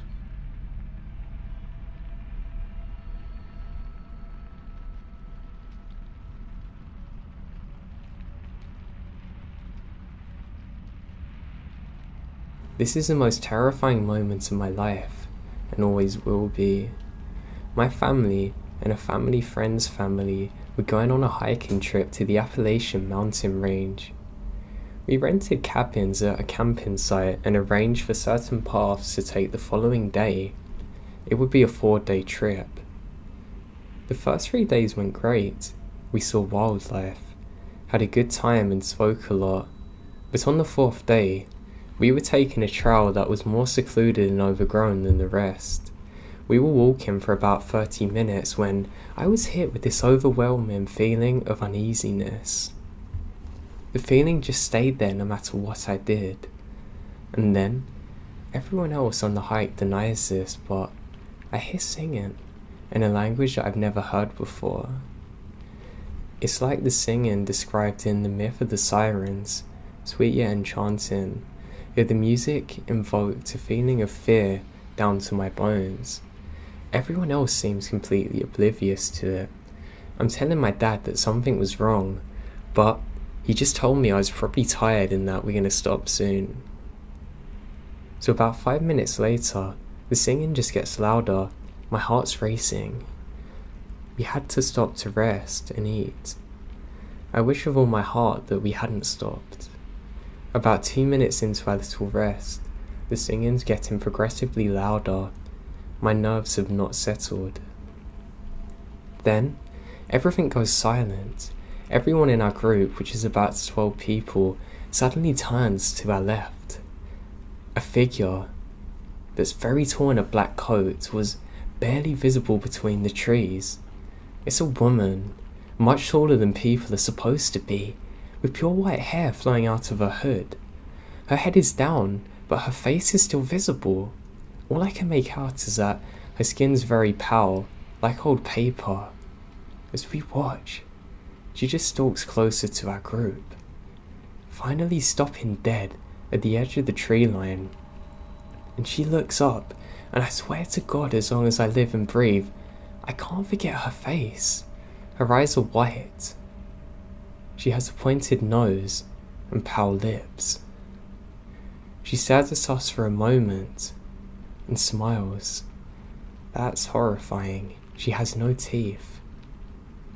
She then begins to try and talk to us in this high-pitched tone, but I don't know what she's saying. And in a blink, she's gone. Everyone's silent. This is my first time telling the experience, and I hate it. I just need to try and get it off my chest.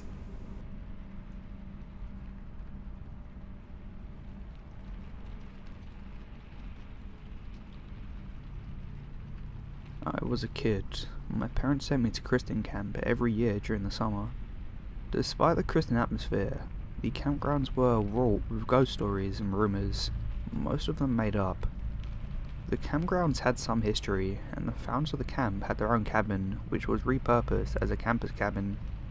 It was more of a shed, but rumour was it was haunted. With side paths and several clearings hidden away in the forest parts, people would sneak away and do unorthodox things. Satanic rituals were rumoured to take place, but probably weren't true. The way the camp was set up, about half the cabins were lightly wooded areas closer to the entrance of the camp. The other half and the lodge bordered a well-kept field, with taller and unruly grass stretching further off to meet the forest on the other side of the field. When I was about 6, I was assigned to a cabin by the field. It was an A-frame cabin and was swelteringly hot.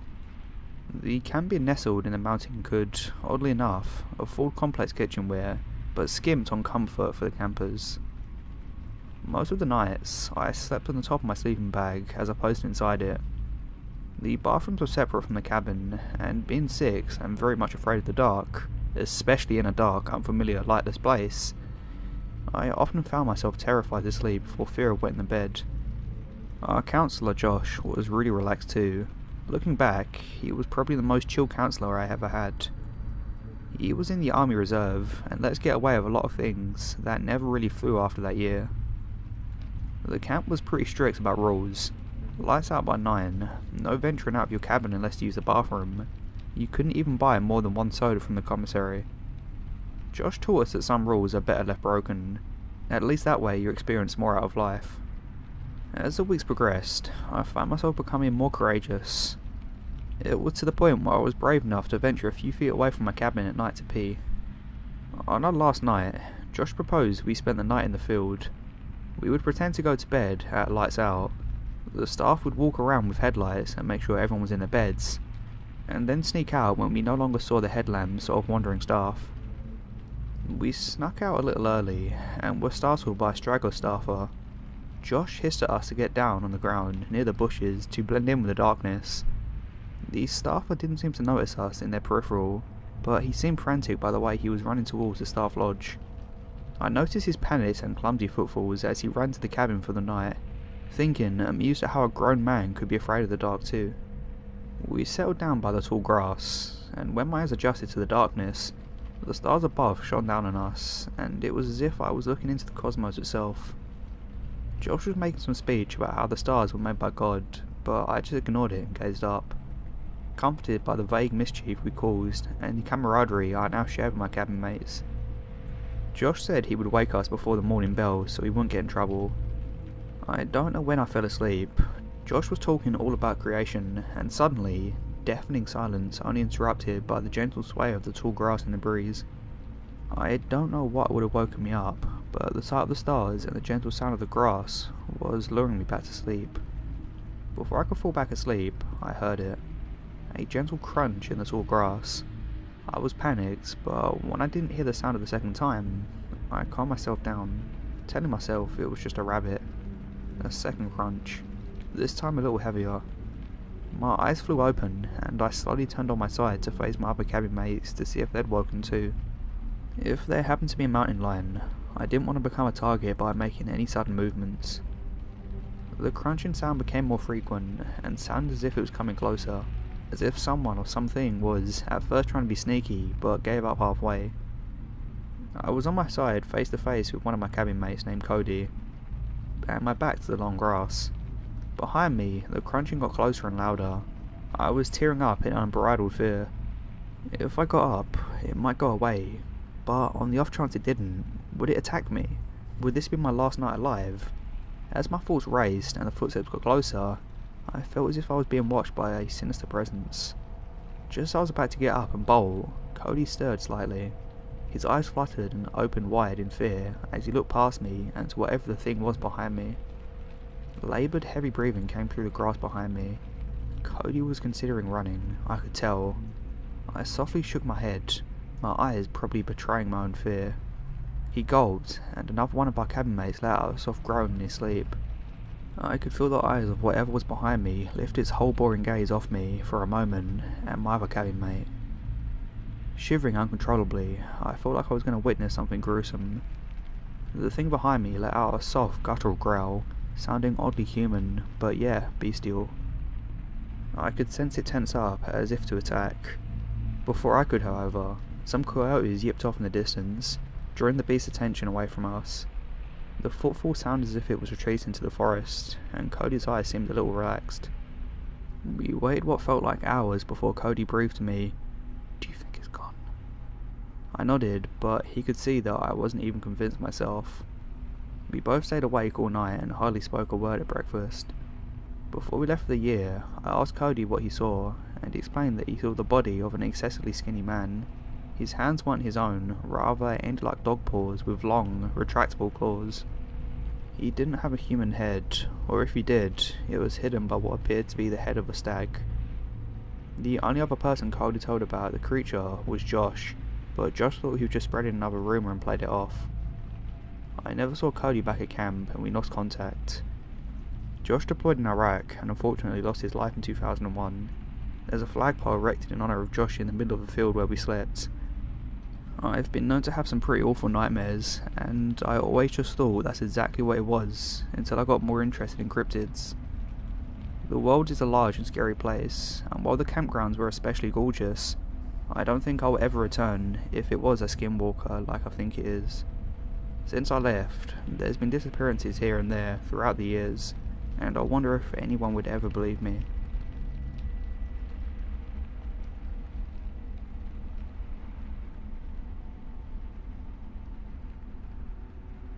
This happened about a year ago, but still haunts me to this day.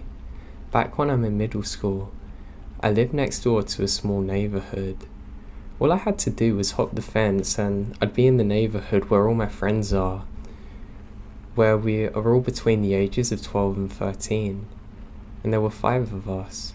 One of the houses where we were always had a backyard on the edge of the woods. We had created trails throughout it, completed with bridges over the creek that led to a reservoir of sorts where all the rainwater went, as well as the water that drained from the sewers. I say sewers, but it's a runoff from the street, and we use the tunnels under the road during intense games of manhunt. Anyway, we called that place the wall. The wall backed up quite literally to a house in the neighbourhood, and the next street over, we could clearly see houses through the trees in any direction we looked, so it's not like we're even far.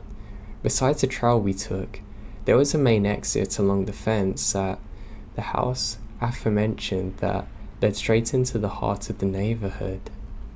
Now, the wall was right by the street over. On our side, where the wall sat, there were 3 houses. One of them houses lived a well-known police officer whose kids were actually friends with us. The opposite side had a massive farmland to the left, and a heavily wooded area to the right, complete with its own empty, boarded up, creepy house that couldn't be seen from the road unless it's winter. No one had ever lived there, or at least in the last 3 years that we knew of. So like I said, and I'm trying to paint the picture here so you can understand, we were very, very close to the other homes, which makes this story an odd one. One of my friends and I, just the 2 of us, decided to go to the wall, taking the familiar trails through the woods, and we made it to the wall. Weeks prior to this, the group of us had been trying to make a bridge so we can continue our work. Between picking up branches and heaving stones, we noticed that something's coming from the woods across the street. It's a man. This man was dressed head to toe in camouflage, typical hunting gear that I've seen before. The weirdest thing was he had a shotgun in his hands, in a residential area. Luckily, we noticed him before he notices us, and I'm so glad we did. When he notices us, his eyes locked on both of us and his pace begins to quicken, and he made a beeline to us. He never said a word or even lowered his weapon.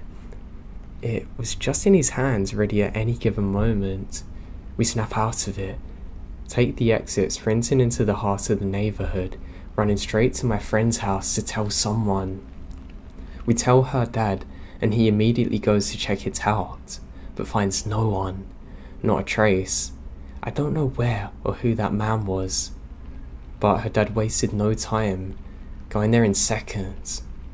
The wooded area where the man come from was not large, at least not large enough to ever consider hunting on, and it was definitely not hunting land. It's an extremely residential area with an elementary school no less than 3 minutes away. I never understood why the man was there, especially since as a cop who lives there, all I know is that he was up to no good, and he probably did something terrible and may have been escaping. It's a terrifying accident that we encountered him.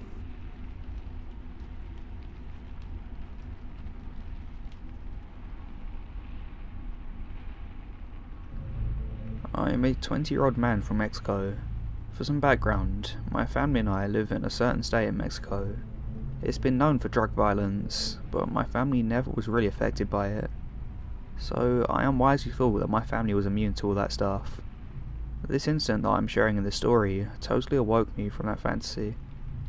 For some more information for the readers, I live in a multi-generation household with 3 parents, 3 siblings, my paternal grandfather, 2 paternal aunts, along with both of their husbands, 1 paternal uncle and his wife, 1 maternal aunt, she has a boyfriend that doesn't live with us, 1 maternal uncle, he's single, and 5 cousins.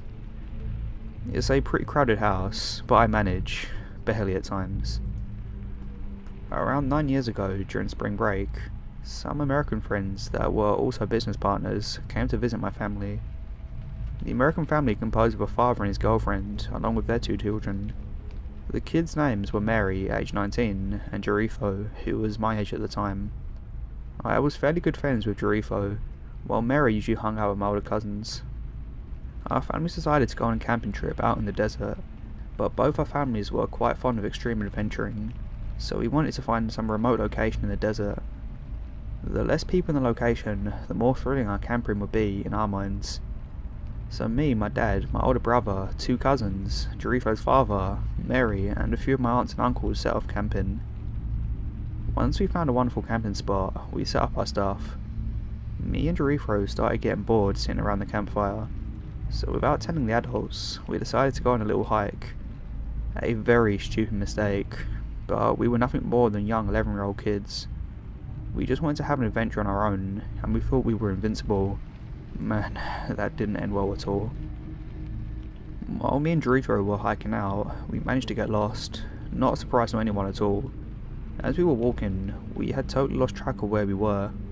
We wandered helplessly around the desert, screaming as loud as we could, hoping that our families or some other campers would hear us. This kept us for around 3 hours, before we almost lost all hope of rescue. It was starting to get extremely dark and very cold. We suddenly came across some sort of human activity several yards away. Jarifo and I managed to pick out around 6 or 7 trucks. When we got closer, we could easily see around 24 men hanging around. From what we could tell, they were composed of a bunch of Latino and white guys. All the white guys had racist tattoos all over their bodies. One especially creepy dude had a skull tattoo on his face, while obviously other stuff was tattooed on the head of the other guy. The Latino men were similarly heavily tattooed, but I can't remember what they looked like now. The men were all armed with assault rifles. Me and Jarifo exchanged confused glances. The lighting was quite dark, but I could easily see that the Hispanic guys were handing over white bags to the white men. Obviously this was some sort of drug deal between the Mexican cartel and some American gang. I have heard several stories of such things happening, but I never imagined seeing something like that in person. Jarifo whispers to me that we need to get out of there before they saw us. We tried to scurry out as fast as quietly possible. This totally failed, as one of the Mexican gunmen spotted us and pointed us out to his buddies. The American and Mexican drug dealers started to shoot at us.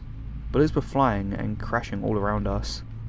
Our adrenaline kicked in and then we ran out the wind. I felt one bullet graze my side, but I kept running. Jarifo was shot in the stomach and he fell to the ground clutching his wound. He let out the most blood-curdling scream imaginable, the scream that still haunts me to this day. I knew that if I went to his aid, I would have been killed too, so I was forced to leave him behind. When I glanced back, a Mexican drug dealer dressed up as a trashy cowboy walked up to Jarifo. He then finished him off. No time for tears, I kept running. I prayed to every god that I could think of to save me. I was totally convinced that I was going to die that night, and my family would never find me. Slowly scumbling to fatigue, I glanced towards my right, and I spot a river 10 feet away. Knowing that this was my best chance of escaping my pursuers, despite the risk of drowning, I jumped into the river. I was never a stellar swimmer, but with the danger I was in, I suddenly became an Olympic swimmer that would have made Michael Phelps proud. The drug dealers continued to fire at me, but I eventually swam far enough away they gave up. I swam for another hour before I went back into dry land. Afterwards, I found a cave to settle into for the rest of the night. 3 hours later, I woke up to a flashlight in my face. For a second, I thought the drug dealers had found me again, but I was relieved to find out that it was simply just a rescue party sent to me by Jericho's family. I was airlifted to hospital and treated for my wounds. After my recovery, I explained what happened to my and Jericho's families. A sympathetic police officer explained to us that we probably witnessed a drug deal between the Juarez cartel and the Aryan Brotherhood. He then advised us to leave before the cartel tried any further attacks on us. Jericho's family called off the vacation and went home the next day. Not wanting further retaliation from the cartels, my own family moved to the Osakata state. So far so good, we've never had any trouble from the cartels again. Jericho's body was never found. I have no idea what happened to the dealers that attacked us that night, but I wish them the worst. I still have no contact with Jericho's family. To this day, I still get nightmares about the whole incident. It seems like this will be a chip on my shoulder for a long time.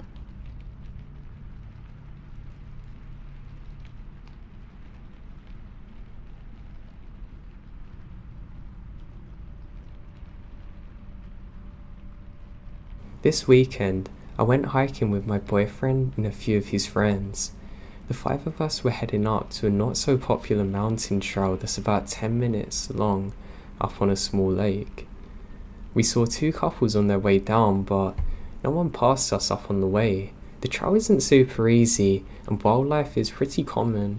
We saw a moose about 3 miles in, so we're all on guard for more mooses or a mountain lion or anything that can cause a problem. After the moose, we ran into a small patch of snow that's maybe 100 feet along the trail. Past the snow, we walk another 20 to 30 yards and find a deer's rib cage and spine. We gather around it, not saying much, and one of the guys turns it over with a stick. It's picked clean. After we stand up, an older guy is standing like 10 feet away from us. Not sure if one of us heard him or saw him walk up. It's like he just appeared. And after we make eye contact, he just turns over, jumps over the little creek, cutting through 18 inches of snow, running up the side of the mountain, disappearing.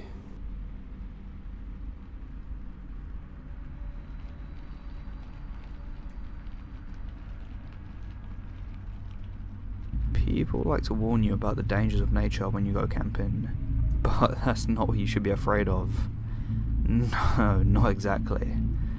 I went camping with my girlfriend in a place called Nightfall Forest. As you might expect from the name, it was dark and a foreboding place, with areas where the trees grew so thick that very little sunlight could get through their overgrown branches. Lacey, my girlfriend, and a biologist in training, went to study the ecosystem of a particular area of the forest, known for its unique fungi and bacteria. It was a lot of science worse than me, but a break from work sounded great, so I decided to tag along. She moved out, set up her instruments, as I set up camp not too far from the river. It was cool, a gentle breeze blowing over the camp as I hammered the last nails into the soil below. I had to admit it was nice. Nobody screaming at me about deadlines, no phones ringing every few minutes to complain about a product that I had no part in making, no cars honking at traffic or neighbours yelling loudly over the noise of their TVs.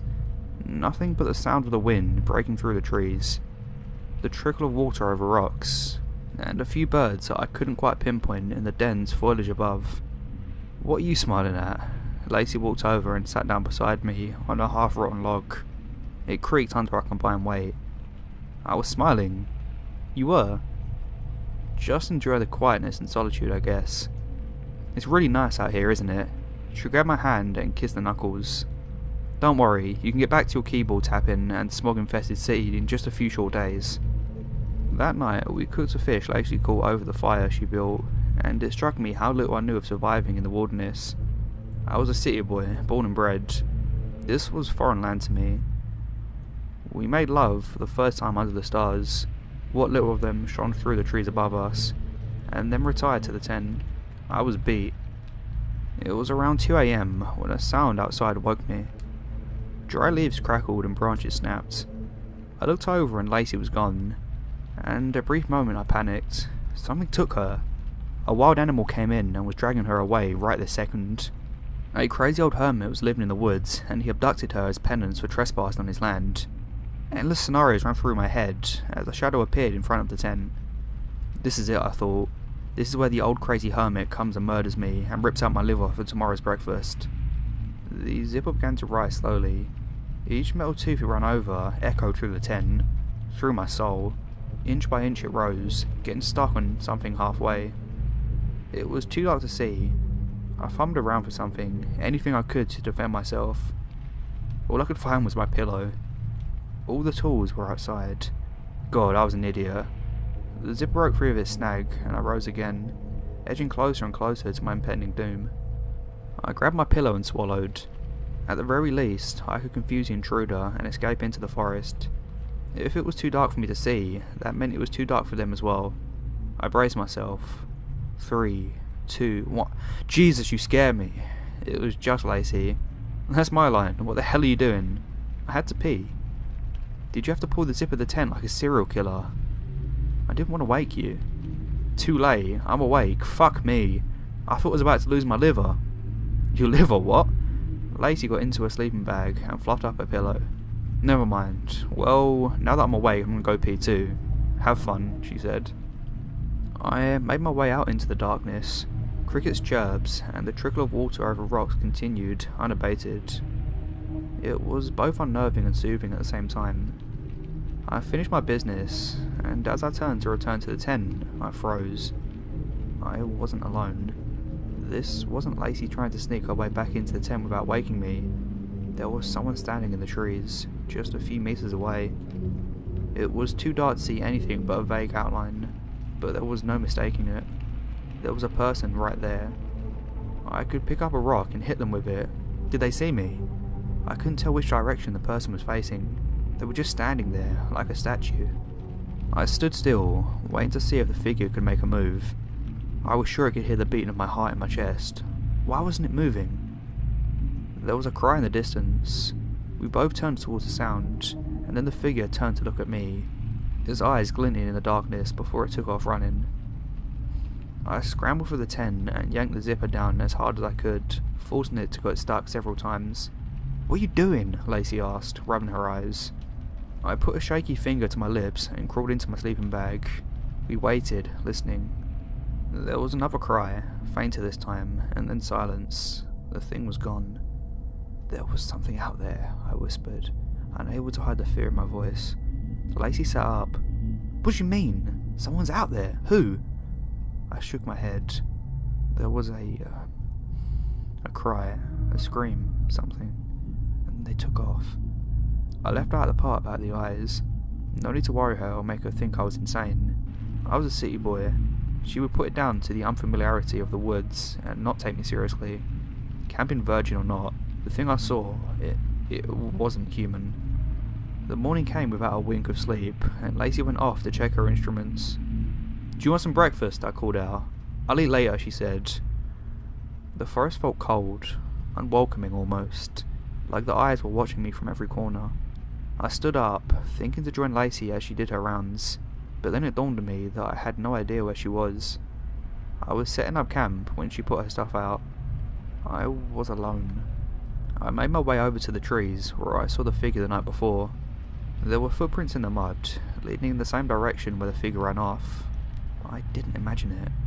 I followed them for a few meters before they disappeared. It wasn't that the mud ended, the footprints just stopped. I needed to think of an excuse before Lacey got back so we could get the hell out of here. She could call me a chicken all she wanted, but at least I'd been a live chicken. But as the morning went on, there was no sign of her. I tried my hand at fishing, but all it brought was frustration and even more time to think. I tried to set up booby traps around the camp, but I was no Boy Scout. I didn't know the first thing about setting up a snare. Mud squelched under my feet and twigs snapped. How on earth did someone get so close to our camp without us hearing them? I couldn't make 2 steps without alerting half the forest. Several hours passed and no sign of Lacey. I bit my nails and wore a path in the grass beside our tent. Our phones were off and unable to receive reception out here, regardless. I knew my way back to the car, but that was it. If I went looking for Lacey, chances are I'd get myself lost and I'd be in even more trouble. But then a scream drew me from my thoughts. Lacey! I took off running. Getting lost didn't matter if Lacey ended up dead or injured instead. I pushed my way through the trees and branches, scraping my arms and face. There was another scream to my left. I turned, sliding in the mud before picking up speed again. The thing I saw outside the tent, it had her. It was all I could think. I slipped and fell several times, covering myself in mud, and then I heard a third scream, this time to my right. It was playing with me. I fell to my knees exhausted. I had no idea where I was, no idea how to get back, no idea where Lacey was or even if she was okay. It lured me out here, away from the camp, and now I could do as it pleased with Lacey. It was all I could think of, rational or otherwise. Lacey. I had to save Lacey. I stood up and ran in the direction I came from. At least the direction I thought I came from. Panic was settling in, and the forest looked the same no matter how far I ran. I could have been running in circles for all I knew. Maybe I was. My heart jumped in my throat. Footprints. I found footprints. If I followed them back, I could reach the campsite. I didn't miss a beat as I leapt over rocks and branches. It would have been beautiful if I wasn't scared. Then something moved in front of me, and I was on my back in the mud. Lacey! She looked at me confused. What are you doing? I extracted myself from the muck and grabbed her by the shoulders. That's my line. Are you okay? I heard screams. Her brow furrowed. I didn't hear anything. Are you okay? My head pounded, my chest ached, my brain was clouded with fear and confusion. You didn't hear those screams just before? They were loud enough I could hear them from the camp. I thought it was you. At that she smiled. Oh, you're so sweet. But I was just checking on my instruments. I didn't hear anything at all. Really? She nodded. You're probably just tired. You didn't get much sleep after all. Maybe. A sleepless night wasn't new to me, but it didn't explain why I heard something screaming when she didn't. Come on, let's go back to camp. I'll whip up a lunch special of canned beans and filtered river water. I attempted a smile that never quite reached my lips and followed her back. The forest was too quiet. My nerves refused to settle down. We ate lunch in silence. My muddy clothes hung by the tent, and all I could think was that I didn't want to be out here any longer. Camping wasn't for me. We were supposed to stay a few more days, but I wasn't sure if I could make it through the next night. Lacey. Yeah, she asked, stuffing her face with beans like she'd never eaten a meal before in her life. I want to get out of here. You want to go for a walk or something? No, out of here entirely. I want to go home.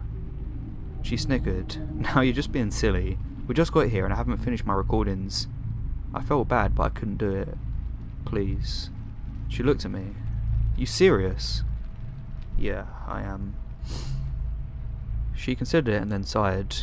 Is this about the screams? I shook my head. It's not just that. I know you didn't see them, but I saw someone last night. Right here, by the trees. I don't like this place. It's dangerous. Who's to say that tonight they won't return and murder us for real? I know you just wanted to do some research, but that research isn't going to be any good if we're both dead. I don't like this place, and I just don't. I just want to go home, please. She finished her plate of beans and set it down to the log beside her. You owe me big time. I couldn't help hide the smile on my face. Anything at all, you name it. Yeah, well, first I have to go get all my gear, I suppose. One day's worth of results is better than nothing. And you, sir, you get to break down the tent and put everything away. No problem, it'll be done before you know it. My spirits lifted. No doubt she'd give me shit the entire way home, but I could deal with that. Because we'd be alive and we'd be safe. That was all that mattered. I gathered our gear up in record time and was waiting when Lacey returned. We loaded up, I said an internal F you, and hope I never see you again, to the forest, and we went on our way. Did you manage to get anything from your tests? I tried to make conversation as we walked so I wouldn't have to think about how creepy the forest was. The sun was setting and it would be dark soon. I hated winter. Early nights suck. No, not very much, nah. but it's fine, I can come out here and get some by myself. I scratched my nose and avoided looking at her. This was the right thing to do. I wasn't imagining things, I just wasn't. I'm sorry, I know you're looking forward to this trip. Look, if you're going to mope the whole way home, just stop right now. I agreed to go back with you, didn't I? She did, yeah.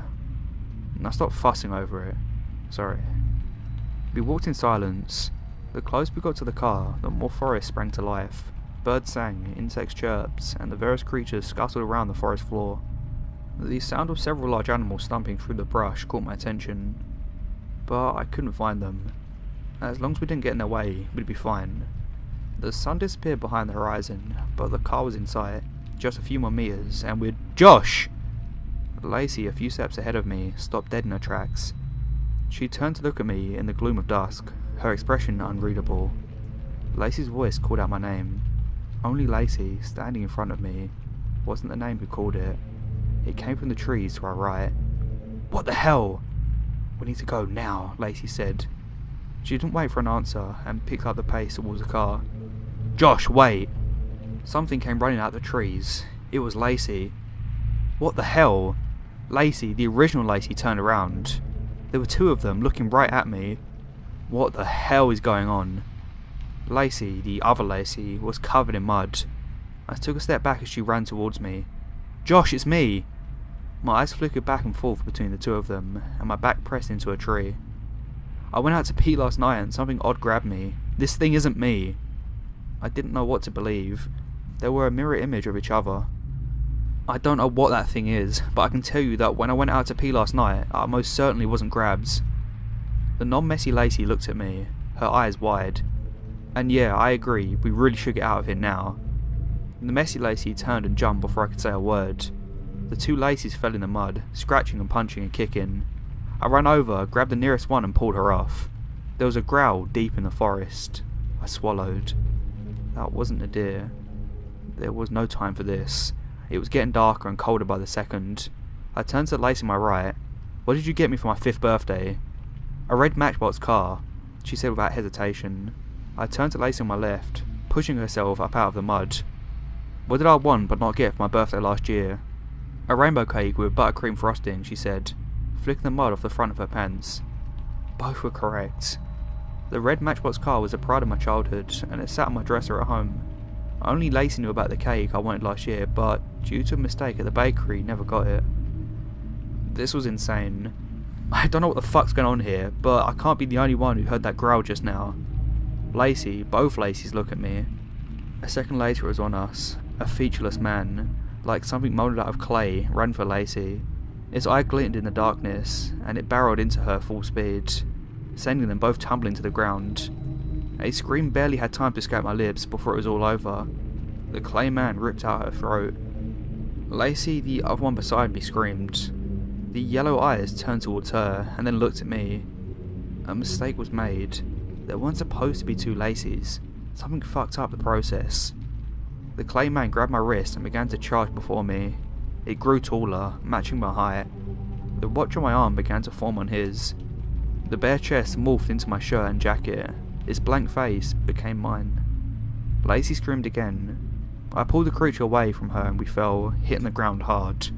Mud clouded my vision. Mud, so much mud. It was on everything, working its way into every crevice in my body. I extracted my limbs and swung for the thing with my face. It grunted and grabbed my hair, pulling me back down. It pinned me to the ground, and as it adjusted to bear its full weight down on me, I lifted my knee. I kicked with all my might, sending the other me tumbling to the ground. I grabbed Lacey's hand and ran blindly for the car. "Get back here," the man yelled in my voice. I ran as fast as I could, not turning back. "Hey, don't leave me here!" I fumbled for the keys in my pocket. The car was just ahead. Lacey was dead. Was this my Lacey? There was no time to think about it.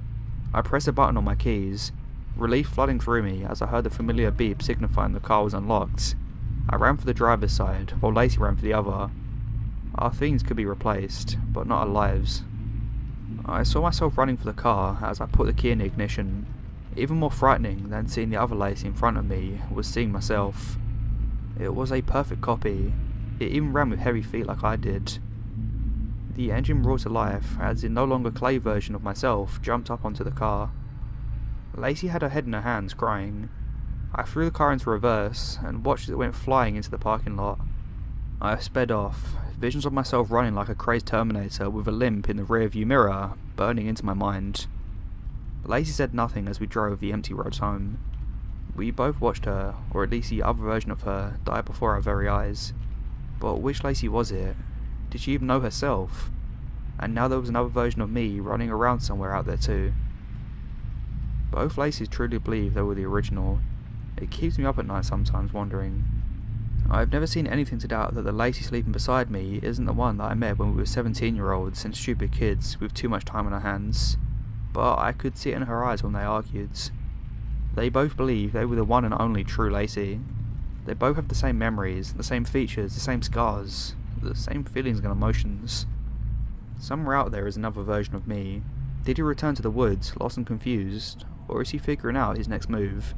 Waiting for the right moment to get rid of the imposter inhabiting his house, sleeping in his bed and making love to his girlfriend. Sometimes I wonder though, in the quiet of the night when the world is asleep, am I really me? If we have the same memories and we both believe ourselves to be the one and only true version, how do I know that I'm the original? Even if he does come and kill me and take my place, how will I ever know? I won't, and that's the thing that worries me the most.